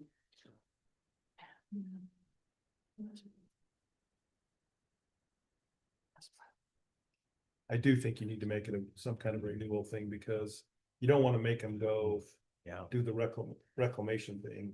Yeah, that'd be a whole new reclamation plan, Right. Yeah, which means they haven't completed the first reclamation plan. right. So So there has to be it some has kind of to- a renewal. It has to be a renewal. So they can't be moving that equipment every year. I mean, But it is mobile though. I think they. yeah, but do it's use mobile to a it. point. Right. But the Every time temporary you one- move it, you take time off of its life expectancy. I know, but So. Yeah. if they knew the requirements in advance, they'll factor that into their cost analysis. Oh, absolutely. And they're gonna wanna move it because they're gonna wanna sell the lot that it's placed on. Right. They're gonna exactly. wanna Or- try- or lots, plural. Lots, think exactly. we- They've moved it, I would say 6 times in the last year and a half. Oh, they have moved it? Oh yeah, it's been moved. My little 5-year-old watches it Because it's cool. because it's cool. Seems like there needs to be some kind of standard for the reclamation, because we just don't want them to put a 1/2 inch of topsoil and say, oh, we got it, we're out So here." there is something written there and it talks about it. And I guess we're the ones that decide whether or not. Well, the city engineers approves it, but is there some standard that they come in and say, we're gonna put a 1/2 inch of topsoil on this gravel? Well, it says, 20-year oak trees. it has to look similar to what it didn't it? Be Well, somebody that only. maybe with a 1/2 inch of topsoil. Mikkel, if you Do could, that stuff. might be able to correct me if I'm wrong, but isn't reclamation typically mean restoring it back to the way it was when we're talking about land use codes? Right. When you're talking about land use codes, we're not going clear to mining standards or anything like that, but, Right. you definitely need to decide who's calling that condition, Mm-hmm. by whose standards, right? Are we taking before and after photos and getting very detailed about it, or are we letting nature reclaim this area, or is it gonna be built on? I like the idea of photos. Photos are so easy to get now, So what it says under 6 is the developer shall be required to reclaim the site to substantially similar conditions that existed previous to the gravel pit or to another allowed use in the zone. Yeah, that sounds. But yeah, we're like, wait, what did it look like before? When they're saying, hey, this is what it looked like, we're like, I don't Maybe think we that's what make it that- looked like.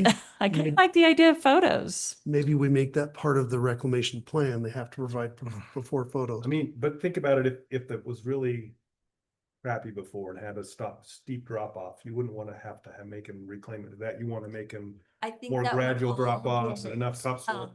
Decided by the engineer, because of course, when it's done, it's still gonna have to meet drainage and, all the engineering standards. of Well, subdivision. Right, and it might be that the reclamation site becomes like the open space for the project, where they level it out and it becomes drainage or a park or something. Well, the one up Does by the Aggie Village has just become houses, right?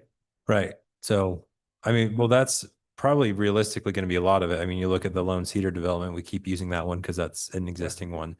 Everywhere that they've harvested the gravel is now become lots to build on. So in reality, that it's probably gonna be mostly, it's gonna become front and backyards. Right. That's what Steve Parkinson wants to do with Skyview Hill, or he did years ago. Right. Wanted to excavate the gravel That's what- and then it would be flat enough to build a subdivision up there. We've had other developers come in and inquire about doing the same thing, which led to our conversation with the ombudsman. So there's been multiple. I mean, it just seems like, and maybe the engineer can decide on what specific 3 or 4 bullets he wants to put in there for reclamation on slope, topsoil, but vegetation probably doesn't matter unless it's gonna not be built on within a year or two, because they're just gonna doze it anyway, Well, but I'm missing the part where it says the engineer approves the reclamation. Yeah, plan. I think it's all approved by the planning commission. Right, an engineer prepares the reclamation plan, but the only thing that I see that's approved by the city engineer is the bond amount. Yeah, we're the ones that approved that reclamation. Yeah. Said plan shall be prepared by a licensed surveyor and or engineer and shall Right. indicate proposed final slopes, placement and depths of topsoil, soil and slope stability calculations, and proposed vegetation materials to be used. So an engineer is going to prepare it, or a surveyor and present it to us who don't know anything about that. Well, Ned does. Yeah, Well, and we're gonna be in the same boat we were with 2 weeks ago, where the guy says, well, there's no standard, and so here's my we're gonna have interpretation. Well, the standard is right 60-degree there. slope, and that's what we're doing. I'm sorry, but the standard is there. And it Substantially is similar conditions. substantially similar conditions that existed previous to the gravel pit, which means so if photos are you, probably required so in this list of, to a use, to another allowed use in the zone. So they could then make it into a building lot. That is part of that zone. Are you guys Still not warm? sure you're gonna get what you You want. guys too warm? Yeah, I'm hot. I just opened this to get Oh, that helped too. get the air flowing. Keep hitting the cooler button here and it's not. I just opened the ice. Anything? City's gotta pay their bills, I guess. Okay, yeah. Obviously, they're paying the city council you, too much money every month. Is it behind the TV? This is one of that. Good luck. Ask Dave. Marcus, Get it. I would suggest including in there that whatever engineer prepares the plan also inspects the final result to make sure that his plan was followed. Do they have a little? Oh. On this, maybe? is that a common thing to do with these things? When you have an engineering firm, say we need to build it this way, and then they give it to a builder and the builder goes, ta-da. Did they build it exactly how the engineer said, or did they do the best they could with that plan, right? The Okay. engineer that designs it needs to be the one who says, yes, this was done the way that it was supposed to be done. Okay, let's see.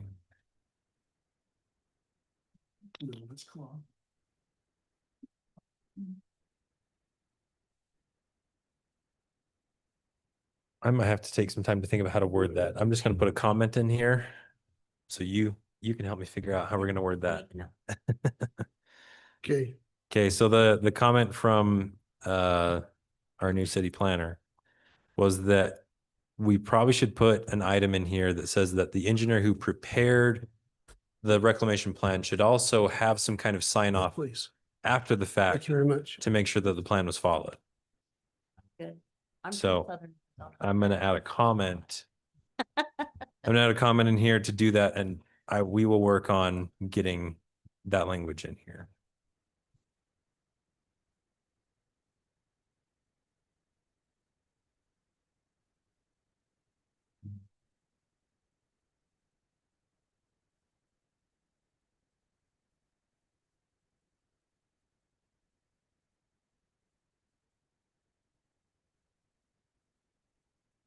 Okay, we've talked a lot about this. Well- Okay, I got a question about what you just wrote. I get that the engineer will say, okay, this is what I envisioned.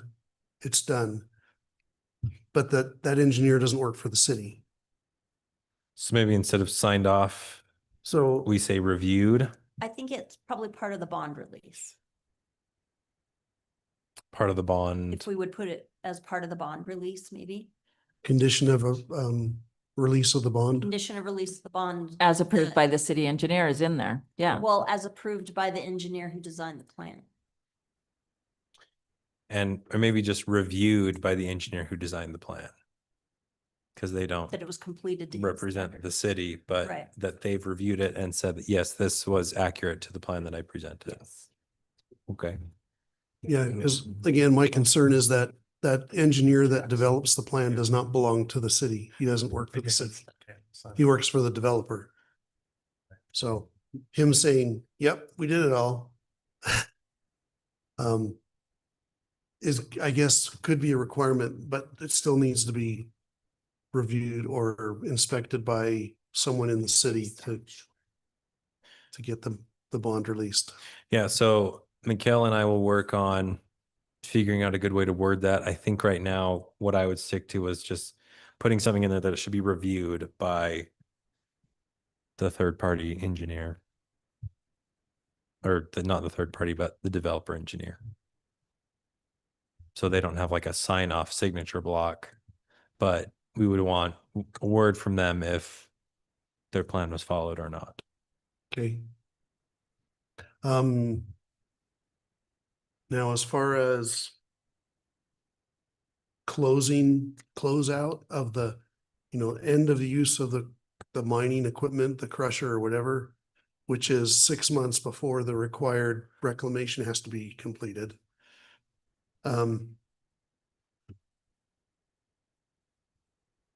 Never mind, I'm old. I can't remember what I was gonna say. Something about. Oh, did we put in there that it doesn't need to be a full year? And we only want to approve a certain amount of renewals? Oh, I don't have that in here. Do you Is that want to put in something here that this Most So of you us said agree on, 1 year increments? and I suggested maybe up to 1 year. And does it have to be shall? May, be a May. I think you already took notes on that part, didn't you? No. No. May. Oh, sorry, I'm still looking at mine. Mine doesn't have, I can't get the comments up on mine. Okay. So the planning commission may grant extension of said approval in up to 1 year increments while the development is ongoing and has not been ceased for longer than 1 year. Oh, I see why they put the language in there. Basically, I think what the attorney was trying to say is it's probably unfair to a developer if they're counting on that mining operation to create flat ground for their future lots, for them to come back to the city mid-project and say, hey, I need my 1 year renewal to go finish my subdivision. And the city says, no, you can't have it. And then he's stuck with half a subdivision that he can't develop, which would leave us in pretty hot water.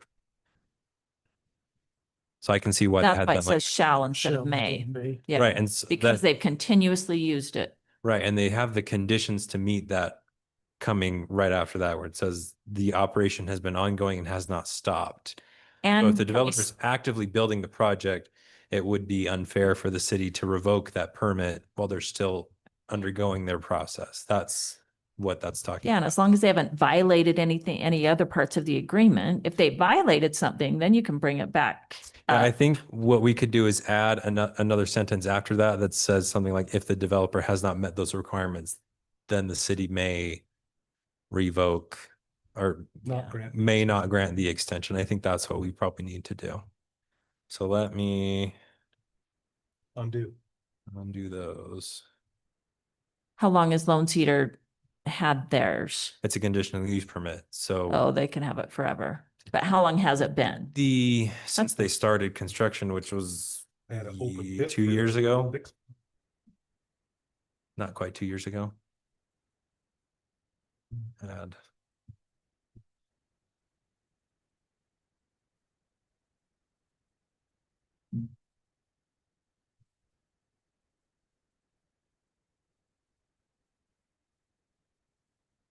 Okay, so we'll add that language in there. Okay. Do we have enough for the lawyer to look at, to leave this alone? Okay. Yeah. Can we move on to the last item on the agenda? Everyone okay with that? The most fun. Okay. Transition zone. All right, so before we dive into what we have so far with the edit, I want to just take a minute to review what the city staff took as the goals for this zone from our brainstorming session to make sure we're all on the same page. So first and foremost, I think commission wants to keep the idea of the transition of housing. So going from large lot, single family, using a smaller single family and or townhome and transitioning into a higher density with commercial, right? That's the number one goal of the zone. Everybody agrees? Okay. There was a lot of talk last time about parking in streets, about having smaller roads to slow down traffic and not eat up so much room with asphalt. And so that was a big consideration that we made when looking at this. Design standards, there was talk about requiring garages. We haven't addressed that quite yet. There's also a lot of talk about having good setbacks to allow for breathing room between the units and focusing on smaller lot, single family. Is that accurate? Yeah. Well, why are we saying single family if number 7 talks about a mix? Well, that's why it's number 7, because Okay. that's like low on the priority list as far as I can remember. Yeah, I would say 5, 6, and 7 are the ones that we're kind of like, maybe we could do this, but we're not as worried about these things. So it's having commercial uses, professional uses or offices, and then having a unit mix. Based on what I can remember from the conversation with the planning commission, it wasn't super important that we had those 3 items if we didn't have to. Am I correct? Yes. Well, I know that the commercial has always been an issue and always been a desire of the mayor. Just because of the revenue that it produces. So we don't want to discourage it, but I think we need to be particular in what we allow. Well, still, someone's going to have to choose this zone over mixed use, Or right? whatever else they want to do. Whatever else they would request. Yeah. Okay, so the reason why I went through this, I mean, I know that you all know this, but I'm going to be using this when we present this final draft, whatever it is, to the city council so they understand the thought process behind it as well. So there's the spiel. All right, so here is the rewrite as it sits today, and this is rough draft. I haven't had as much time as I would like to have worked on it. So this morning, Mikkel and I took quite a bit of time to really discuss it and make a bunch of edits that we felt like moved this in the right direction. And based on our conversation tonight, we'll set aside more time in the coming weeks to modify it further in preparation of the public hearing. So first and foremost, we have changed it from being a mix of units to single family only zone. And maybe I'll start by going down to the site development standards table and looking at that. So we've taken out all of the zoning variables that the code had built into it and just said that this zone will be 6 units per acre. So potentially a smidge more dense than our senior PUDs, but it would get us really close to that 0.1 units per acre goal. It's the low end of that range that the planning commission gave, but we start there. The reason for that is when we were looking at the senior PUD developments that were near the one that's, well, what's that one called? Down by the high school. Cove. The Cove. We looked a lot at that one when we were brainstorming how to make a smaller lot zone really functional and attractive for a neighborhood option. So in keeping a smaller lot frontage than those allow, we thought we probably should increase the density a little bit more to promote affordability. Another big question that came up was open space. We decided that it might be good to implement the same rules for open space that we have in the mixed use zone. So overall, a lower open space requirement than the senior PUDs, but add in the stipulation that more than half of that needs to be a specific amenity. What we've noticed is in the PUDs around town, typically in the 55 and older communities, you'll have these huge green spaces and grassy areas. And more than once, we've had HOA boards come to the city and say, can we just build another house or two? Because nobody uses that grass. And so the idea here is we shrink the total open space requirement, but in order to not have so much grassy area that these neighborhoods may not use, we would force more amenity spaces that, you have a park or with a playground or a sport court or something instead of just grass that they have to go out and mow. But how are we doing so far? On the new mixed use, we have all the space requirement around the houses, Yep. That part of this. So with this one, where each of the individual houses is going to have setbacks for their lot. So since we took out the townhomes, these are all going to be single family houses. Okay, They're going to so be really small lots. Back to take care of. Right. And that's another discussion that we probably need to have. We being the staff with the planning commission is the setbacks. We talked about having a comfortable setback so the houses weren't, reaching out the window and high-fiving your neighbor from their window. But we also don't want setbacks so big that the only thing you can fit in there is a 1-bedroom, tiny, tiny house. So looking at the senior PUDs, and maybe I'll pull this up just to start our discussion here. And when you look at them, the setbacks between the houses are 16 feet. Some of the houses are right up against the property line, but the spacing between them is approximately 16 feet between every house. What are the thoughts of the planning commission about if we kept the same-ish setbacks as 16 feet, but we had smaller lot sizes, potentially would be forcing them to build a smaller house even than what you see here with the senior PUD? Thoughts or concerns about that? I would say drive by, go down that street, see how it feels. And in my mind, it's sufficient. Like, it's plenty for people who don't live having a huge yard to mow, or they don't need a big garden like their grandparents had. They don't have horses. I think they're happy to have their own walls. Like, it's so much nicer than being in a townhome. Just having your own walls and even a little bit of a space is 100 times better than sharing a wall with someone. Absolutely. If you're talking about the same amount of square footage, whether you're sharing a wall or not, I think almost everybody in the world would rather have their own space. Yeah. So, I mean, are you saying maybe 8-foot set to the property line and then not?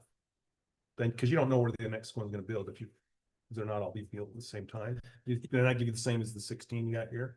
Yeah, I mean, we could adopt similar language to what's in the 55 plus ordinance right now, which I think it says 8 foot is the side setback. Or 16-0. Or 16-0. Well, One time it said 8 and 8 or 16-0. Yeah, and we've modified the wording a little bit with our code update, but it still basically says 8 foot minimum, but 16 between dwellings. Okay, well, I think you only need to say 8-foot minimum, just leave it at that. 16's automatic then. Well, yeah, it depends on what you're after, like 8 feet from each side. But if you do the 0-16, it makes for a space for a driveway. Everybody to have a driveway on one side. I think that's why the 0-16 Mm-hmm. works, like down in the Legends. Those are 016. That's the one that's almost in North Logan. Uh-huh. Let me go find it. Yeah, to the This right, guy. that leisure loop. Yep. So these were built on a 016. Well, they're not necessarily using that space for a driveway, are they? Nobody is now. Well, the driveways are on the 0 side. Yeah. I mean, I just, So you're right, it's the same effect. Okay. yeah, because you don't, they may not all be built. They may sell the lot off, have a different builder build the next one, so Correct. as opposed to these were all built by the same builder. Right.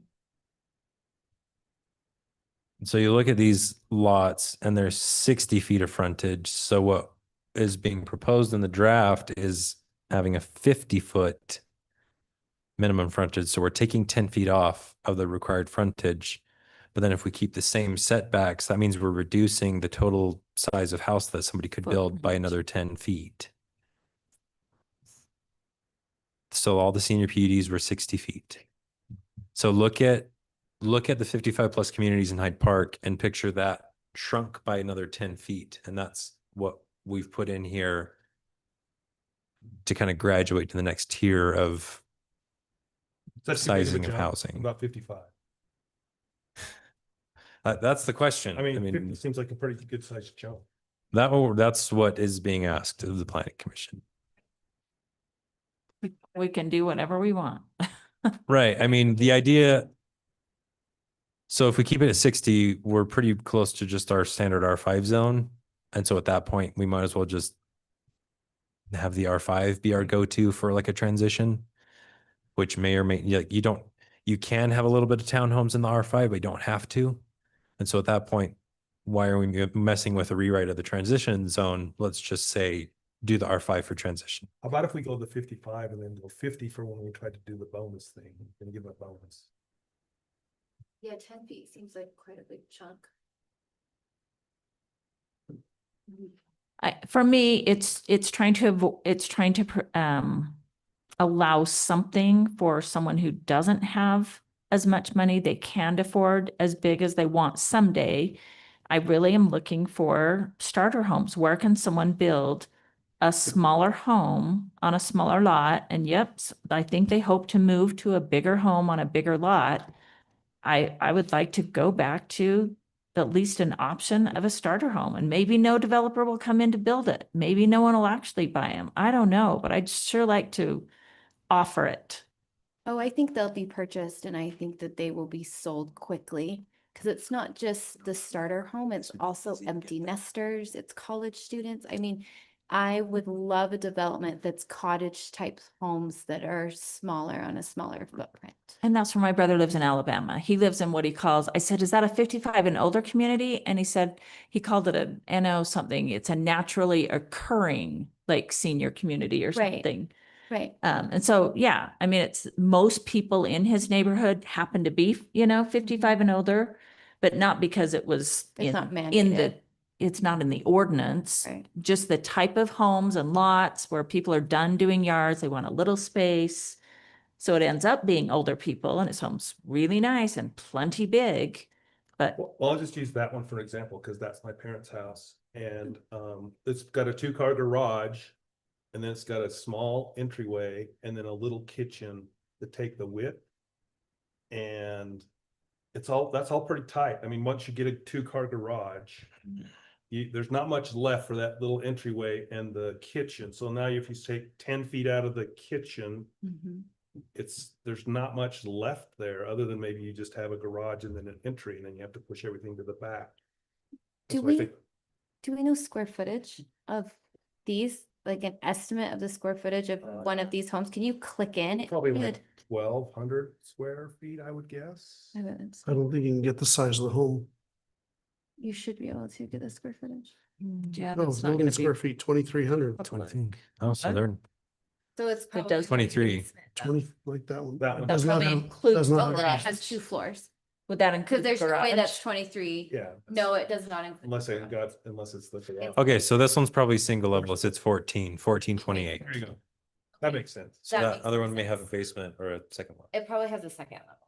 So Most of those in that one do not. have So septic. 1,400 square any foot of them. home is not They might have a Right. portion over the. by any means. That is complete, 1,400 square feet is completely livable. And sellable. In fact, Yeah. sell quickly. Well, that's what I think. There's a lot of people in that price range. Absolutely. Let's give them something. I know it's not their dream home. It's not their last home. I mean, maybe it is, but like, or yeah, it could be their last home. Well, I'm That's the saying, what one I'm saying is that's a downside. good size. I think that's a great size. That's my parents' house. That's a great size. But if you're gonna shrink the frontage 10 feet, then it makes it tough to get it in there with a 2-car garage. You would be looking at closer to 1,100 square feet, and that's gonna shrink it. Do we have to have the garage? Is the garage required? We need to have a That- garage. We need to have a garage so that they're not storing things outside. I that mean, we're they have not a really, looking- they don't even have room in front to park. without What if being out we of the- traded the garage for a stipulation that there was no on-street parking? Well, That you they don't- had to park in your But I'm driveway? saying between the front of their garage and the street, you can't, if I pull into their driveway, I'm hanging out into the street. Right, but we can adjust the front setback to force enough room so you can fit a car. I thought we already did that. I thought it was like 18 or 20 feet and that was That's right. because that was the length of a car. We do have that in So that this draft. it's not only off the street, it's off the sidewalk. Yeah, so the front setback, we've set this at 20 feet away from the property line. So after the sidewalk, then you get to your property line, 20 feet to your house. So there's should be plenty of room to park your standard sized vehicles and But not be everybody- overlapping the sidewalk. Even it needs to have some type of a garage, because otherwise what you'll have is you'll have a carport that people are storing things in their carport. And that just, we can't. Yeah, but have that. also it could be a single car garage. That's fine. It can be it needs to have some type of a garage. It doesn't have to be a 2-car by any means. I don't think we've ever required a garage. No, we haven't. I mean, I think the market does. Well, CCNRs will, but as a city, I don't believe we have. So there was a provision that the planning commission wanted to add it to the mixed use zone to have a requirement for a garage. The city council took that out because they felt like the market would dictate that and the city should not be dictating that. So at one point it was put forward in the mixed use zone. The city council took that out. So there's also some things that I read in here. What about the maximum lot coverage with a lot that small? And if we have a 1,400, I'm not sure how many square feet 1.1 acres is. What is it about? 4,600? Mm-hmm. What's an acre? 46? 43, 560. So you'd be 4,300. So 4,300 and then It's a 1-car. you put a 1,400 square foot house on it, plus the garage, which is what, 20 by 20, another 400 square feet. Mm-hmm. So you're looking at 1,800 square feet. Are we, we have a 45% maximum lot coverage requirement. Does that make sense? Or do we need to make that larger, or do we need to make the lots, the minimum lot size a little bit bigger than 0.1 or 0.11? Does that, are you, I'm tracking what you're saying. I'm just thinking that it's funny because we actually talked about this a lot this morning, and what we came to the conclusion of is it's really fun to throw numbers down on a piece of paper and think about it. But until you actually draw out a potential site plan, it's not really going to make sense if this is a viable option or not. So yeah, I don't know. On paper, it sounds good, but the residential transition zone always sounded good on paper. Yes. You know, and you can see how well it's worked out so far. Isn't this only for a small chunk? Isn't there only a few lots that this transition zone will even apply to? Well, that's a question. Someone asks for it. That's a question more for the general plan to address, because in our future land use map, we say that a medium density zone such as the transition zone could be used in more than just the Wolfpack Way area. We show it wrapping all the way around the northern end of the city. Is it yellow? I think it's the yellow one. Okay. So in theory, this could be That used could be used in quite a bit. several different places. And if the city decides in our next general plan update to change that again, then it could be an option that goes even So in other places. The other question I had was, where is it?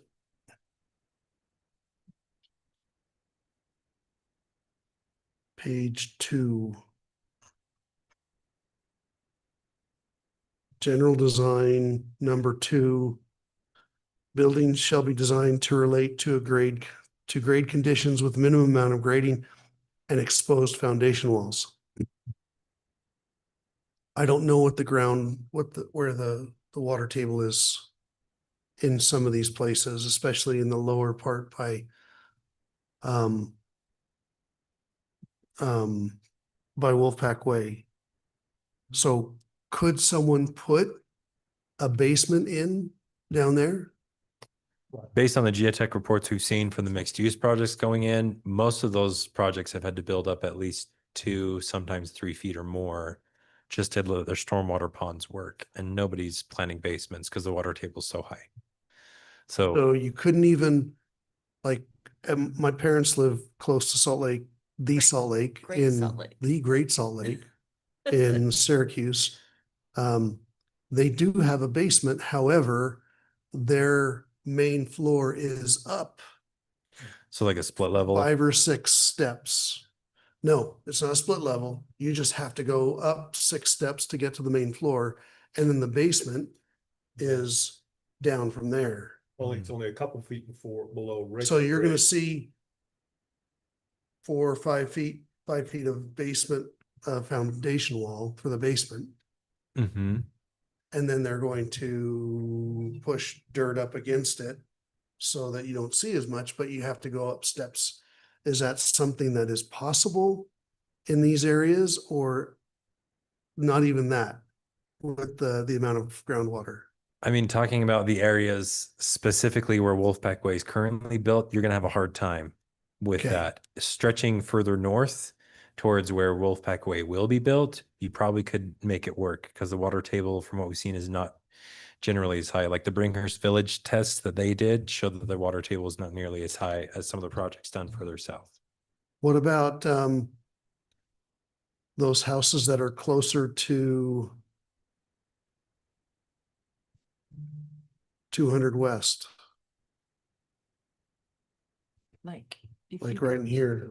Yeah, if you look at, Like here's Wolfpack Way, here's 200 West. We're looking, I mean, like right here, those are, well, yeah, but these guys bought this big property because it's all wetlands. They could only build on this far side. The rest of Oh. it is all wetlands. I'll put it this way. Our city engineer recommended that we adopt a new road standard for every road west of 200 West to add extra stabilization factors because of the groundwater. okay. All right. But 2-story homes are fine, Mm-hmm. according to this. Okay.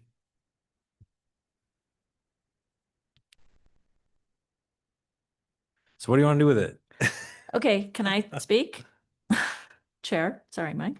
Please. Again, I would just encourage you to drive by. I think these are nice homes in nice neighborhoods. People take care of them. They're probably closer together than your house and my house, but I love them. I think that it's cozy. I think it's friendly. You know, people that live on these huge lots sometimes come in here and say, I have my 4 neighbors and I do not want 20 neighbors. And I'm like, really? You only want 4 friends? You don't want 20 friends? That's what it feels like sometimes. I think if they moved into it and met those people, they would love all of them too. When these 55 and older first were proposed, the whole city came out, or at least that neighborhood came out and said, no, it's a horrible idea. It's a terrible idea. But I would argue as you drive around now, most people that live by them love them. Like they're completely content having them as neighbors. And maybe part of it is they're 55 and older. I'm not sure. I do know that grassy space doesn't get used down in the Legends. And even when some kids have played on them, the older people are like, hey, what are you doing there? Like, my grandma lives here, you know? And so I would say, you know, we're talking about open space. I assume sidewalks count as open space. I would say, you know, do we maybe require 8-foot sidewalks instead of our, you know, I mean, I really appreciate the sidewalk across the street from my house that goes up to Lanes Park. It's a 3-foot sidewalk maybe. Or Sorry for, guess I put on weight. Feel smaller. But you know, if we said like 6 or 8-foot sidewalks, like it just everywhere that I've seen these big sidewalks and pathways go in, people are using them. They're coming out, people are walking, and that's what we want. We want a more active lifestyle. And if we don't have necessarily community gathering spaces like a library, we are running into each other on these paths, whether you're on a bike or a scooter or pushing a stroller. So I like wider sidewalks, and I don't know that we require those. I don't know. I like that idea, but I also don't like to be really specific and say it has to be just this way. I was questioning, I thought I saw like you can't have all one surface on the front of your house, one kind of building material. So someone couldn't have an all brick home or an all stucco home or an all siding home. You've got to mix it. yeah, this 50%. ordinance was written right after we finished the mixed use zone. So we took a lot of the design standards. It's the same rule as mixed use. So I you're get- looking at this one that says It's no single 3B. material can be allowed to exceed 50% of the street facing facades. Yeah. It's, And I'm saying we're trying to make these affordable. These are starter homes. These aren't like, right. And this was originally written as a mixed thing. And so typically with like a townhome, if you're gonna have a multi-story shared wall, massive building, you wouldn't want uniform look. But if they're all gonna be single family, it's probably not as big of a deal. so I would take that out. 3C, I can't remember. What's the very next thing? Exterior building materials must be finished. On 3C. Oh, like corrugated galvanized metal. That's kind of a trendy thing that people are decorating with right now. We're saying you can't use that corrugated metal. That's one of those trendy things people build with. Like, who are we to say? But there still needs to be a standard, and it doesn't wear You don't well, want your whole, doesn't look your whole. nice long term. I get that it's trendy and that it can look nice if it's done well. Like stucco can look nice if it's done well. Ned, Sometimes it doesn't. And unfortunately, the corrugated rusted type look metal doesn't look, Don't- it doesn't age. Don't well. diss on stucco. You got a Southern Utah guy here and an Arizona lady over there. We live with stucco. It's stucco. I think stucco is lovely. I also think there are state statutes now for, development that prevent us from seeing, sorry. There are state statutes in place that prevent us from telling people, you know, you can only use this or you may not use that. You're right. For single family developments, there are those rules. So I maybe forgot we about could have that. specified it for townhomes, but we can't do it for, if these are single family, we may not be able to Yeah, I don't have think we these can. restrictions anyway. We'll have to research that and Okay. get back to you. I did like the centrally located on that open space because of the one that we had last meeting where they were putting the open space out at the highway for people to walk a half mile to before they could have their little picnic. And I did look up the difference between Xeriscape and Zeroscape because I thought everybody was just saying it wrong when they said Xeriscape. It kind of ticked me off because it's Xeriscape, Xeri. It's Xeriscape, meaning the local plants that don't need as much water.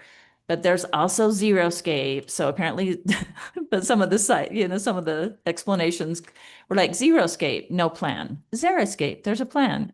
But really the difference is Xeriscape with the X has the native plants and Xeriscape is just rock or yeah. Yeah, we ended up specifying in the mixed use zone Xeriscape as like bare, quote unquote, bare earth landscaping. So if it was just like dirt or just rocks, that was not allowed in the mixed use zone. I think we copied and pasted that in here as potential language too. And I just realized that I duplicated the open space. Yeah, one of them said Section. 15%, one said 20%. Yeah, no, it's a rough draft. I was trying to find the open space section, but I was scrolling too fast. So I left a note for myself to combine them into one. Okay, that was my last question was anyway, get out, drive by, all are 55 and older. I mean, they're all pretty similar, but Yeah, I'll know that this ordinance isn't even close to as pressing as the other two we've talked about tonight. So if the commission wants to take more time to drive around to the senior communities in town, look at them, think about it. We could try to put together some sort of I don't want to make any promises because I don't know how we would do it, but we could try to put together some kind of mock site plan for a few lots to show how this would look as compared to the existing 55 plus communities. But if the commission wants to take some time to think about this and really work with it, we have time. But we don't even know if anyone will jump on it. Right. It may be as bad as not bad, but just like the plan professional where no one asks for it anyway. I mean, that's how you're gonna know if it's a good zone or not, if no Well, one's asking I'll for tell it. you, if we allow uniform similar house plans to be built in a row, They'll do it. there's somebody out there who's going to do it. You know, most of the developers that have issues with our mixed use zone is they don't want to do the mix. They build one kind of housing. And I know there's several developers in the state, one in particular that's doing a project that looks really similar to this, who's looking for a spot in Cache Valley to do a similar project. If we had a zone like this, I guarantee you they'd be knocking on our door saying, where can I build it? So it's out there. But again, there's no rush. We're not in a hurry to make this a priority. This was just something that has been an issue for a while. We know the transition zone was a problem. So this is us trying to make it better. I can tell you that I have, I guess, selfish reasons for wanting this type of zone, other than I think it would be good for the city and good for the state, because this is exactly what Governor Cox wants us to look at, additional starter homes. And that is, I've got kids who can't afford homes. And they would be able to afford this. And at least they'd have a starting place. And you know, once you get in, you're set. But you got to get in first. Let them play. the And game. so, yeah, I mean, it's like trying to find a job. If you have a job, you can find a job, a better job. But if you don't have a job, it's really hard to find a job sometimes. So I think that we just need to offer this as an option and not an option, an opportunity for our kids, other people's kids in the city who keep saying they want their kids to live close by, to have that option or that opportunity to be able to do that. Not all of our kids have parents who have lived in the valley for ages and have, you know, had forefathers who bought 300 acres and they're splitting it up between the family members now. You know, that's not an option. Or selling it to developers and making boatloads of money so that they can then give it to their kids to build a place. You know, so, you know. And Anyway, if too many requests come in, you don't grant future ones, you know, grant one, see what it looks like. If you don't like it, don't grant the others. You know, we don't have to grant 10 of these right away. Kind of do. Like, did they come in? Kind of went through this. Yeah, yeah, we we did did do that, that. the mixed use. In a way, but But I think this is a much better option than, I Not- mean, we gotta have the regular size streets, we gotta have the sidewalks and the curbs and just everything else that's required. But just smaller lots, smaller houses, so that our kids have a place to move. Get in the game. So, I think we're all for this. Yeah, I think. I don't know, what do you I think they're have great. thoughts, Steve? I had a. Or do you have all of the land for your kids already bought and set aside? They can figure it out themselves like I did. Yeah, there you go. I just wanted to like kind of not backtrack, I don't want to go backwards. I'll clarify, is the intent of this residential zone to provide affordable housing, or is it to simply appease existing homeowners that don't like the new stuff coming in? I'm saying that in a really just direct way. I don't. Because I mean, either way, ultimately, I think we just got to decide on what's the right size and then let developers figure out what to do from there and let the market dictate how it progresses. I don't know why it couldn't be both. I'm saying it could be, I'm Yeah. just, it's a great point because we had this conversation this morning. The purpose and objectives of the zone as it sits was very centralized around diverse housing and the transition. But now that we seem to be focusing more on affordability, we had a discussion as staff, do we need to change the purpose statement to say something like we're interested in the transition of housing, but also in providing housing for people transition from renting to home ownership, like dual purpose transition zone. And so a rewrite of the purpose and objectives is probably a good idea if we're going to be changing that. Is that Yeah. within That's a great the point. ordinance or within the general plan or both? It would be within the ordinance. The general plan, that's a little bit of a bigger undertaking if we're going to modify that. But definitely within the purpose of the ordinance. Because yeah, if you read right now, it's all about multifamily units and mix of housing and everything. But if we're just providing one housing type, probably should change the purpose. Exactly what you're describing. What is this for? What are we trying to accomplish?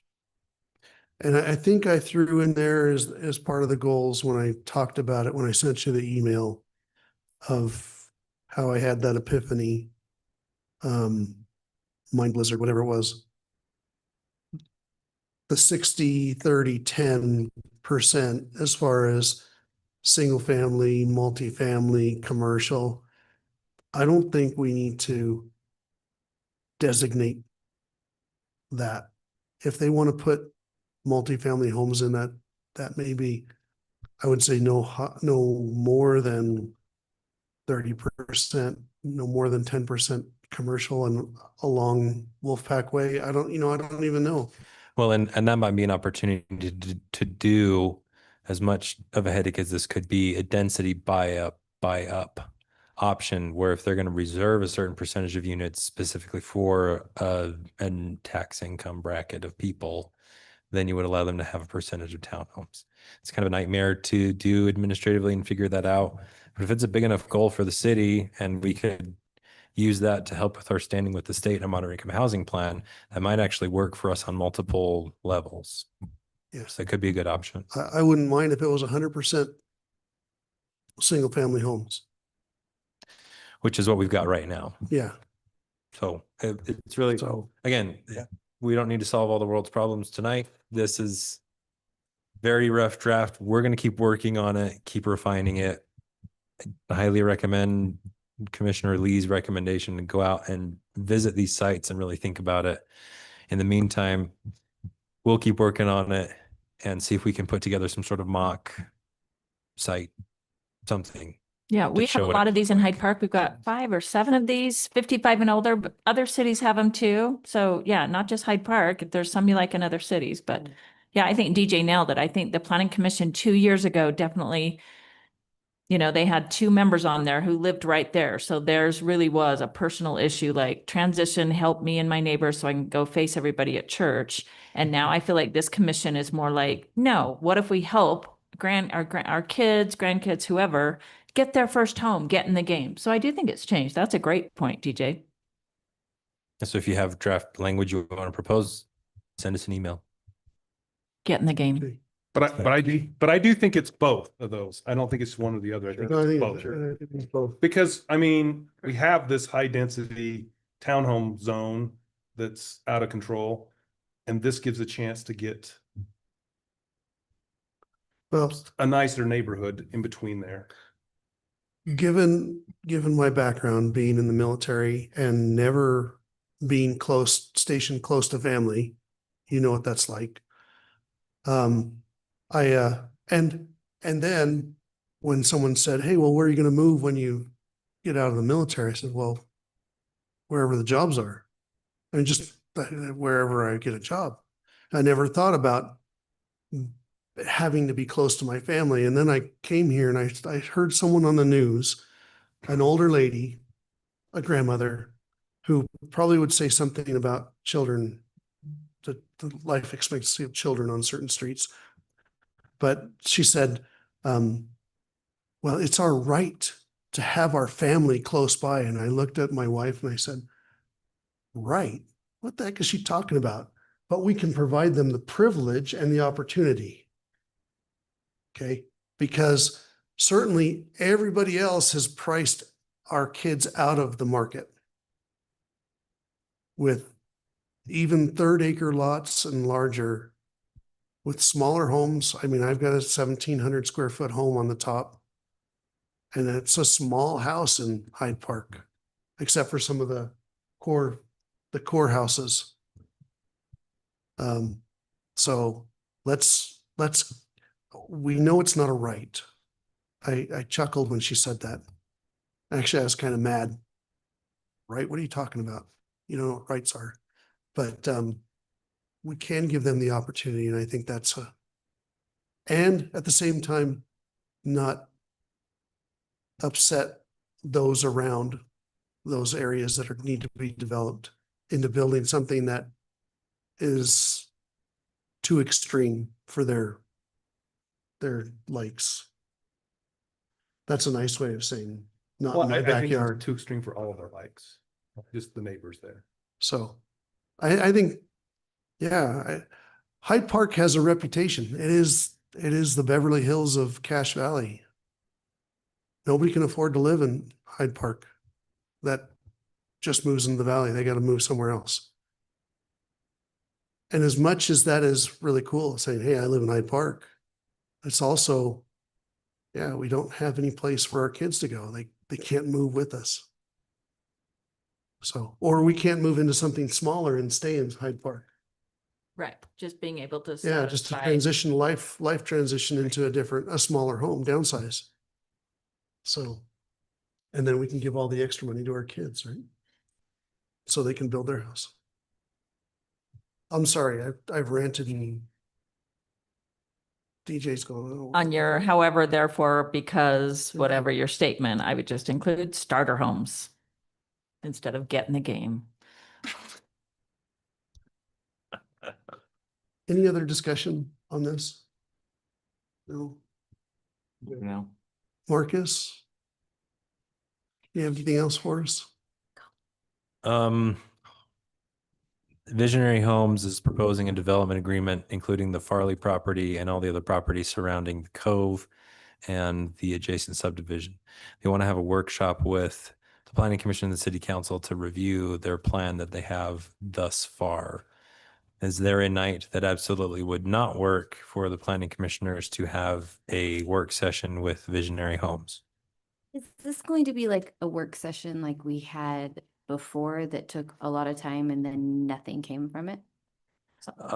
No, as far as I know, they're like That's under exhausting. contract with the properties and they're getting their application ready to submit. Are they trying to build Okay. homes or townhomes?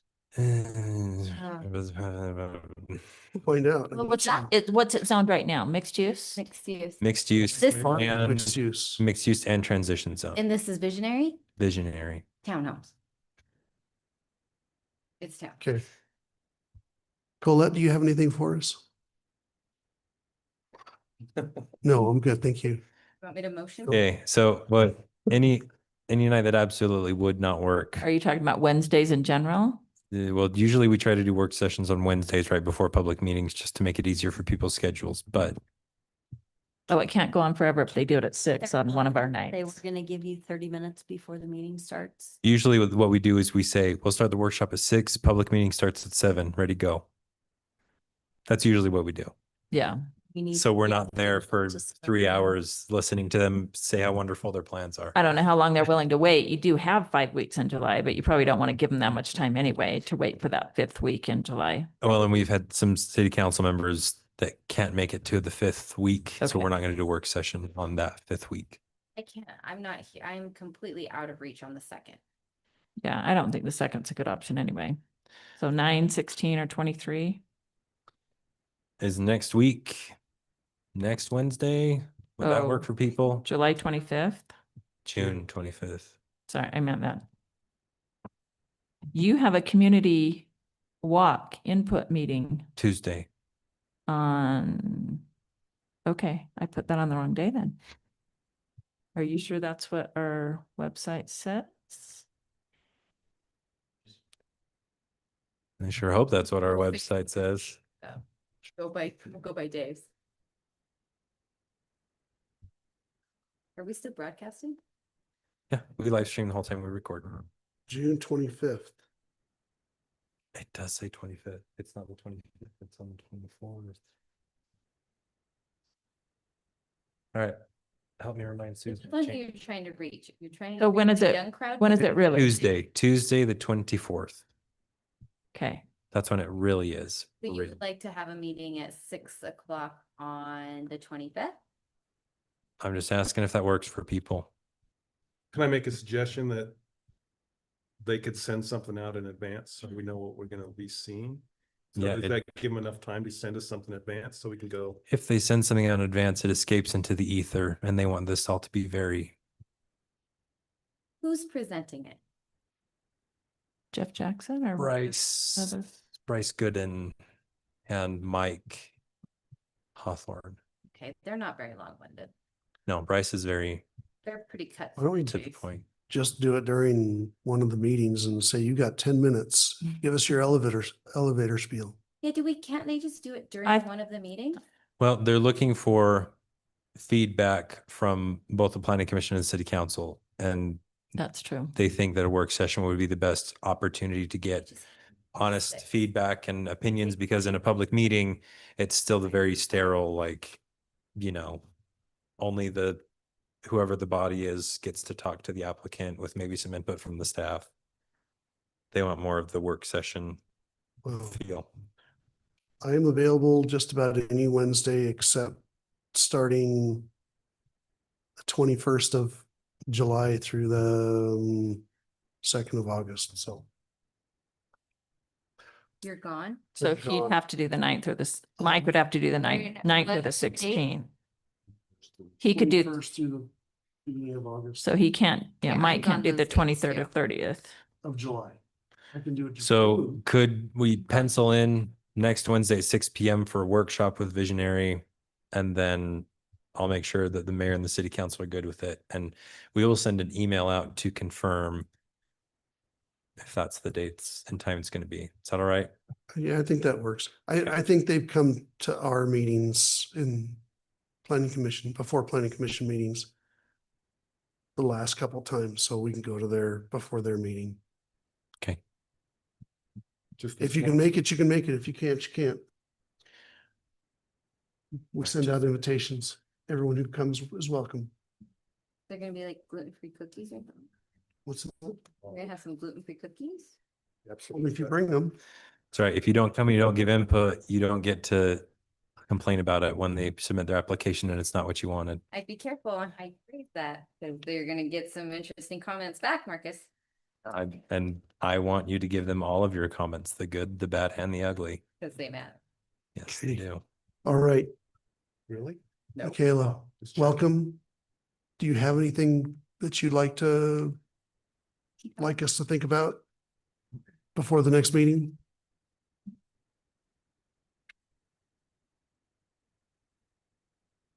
I would like you to think about the purpose of what you're doing. Just like we were talking about the purpose of that transition zone. You have the opportunity to do some really fantastic things. So think about the purpose. Okay, thank you. All right, and Colette has junior mints for us when we're done. I think they're all gone now. The Okay. last two spilled out. All right. There's nothing left. I make a motion, we adjourn. All right, Second. all right, we have a motion and a second. All those in favor of adjournment, say aye. Aye. Aye. There was a pause. And I don't care if it was-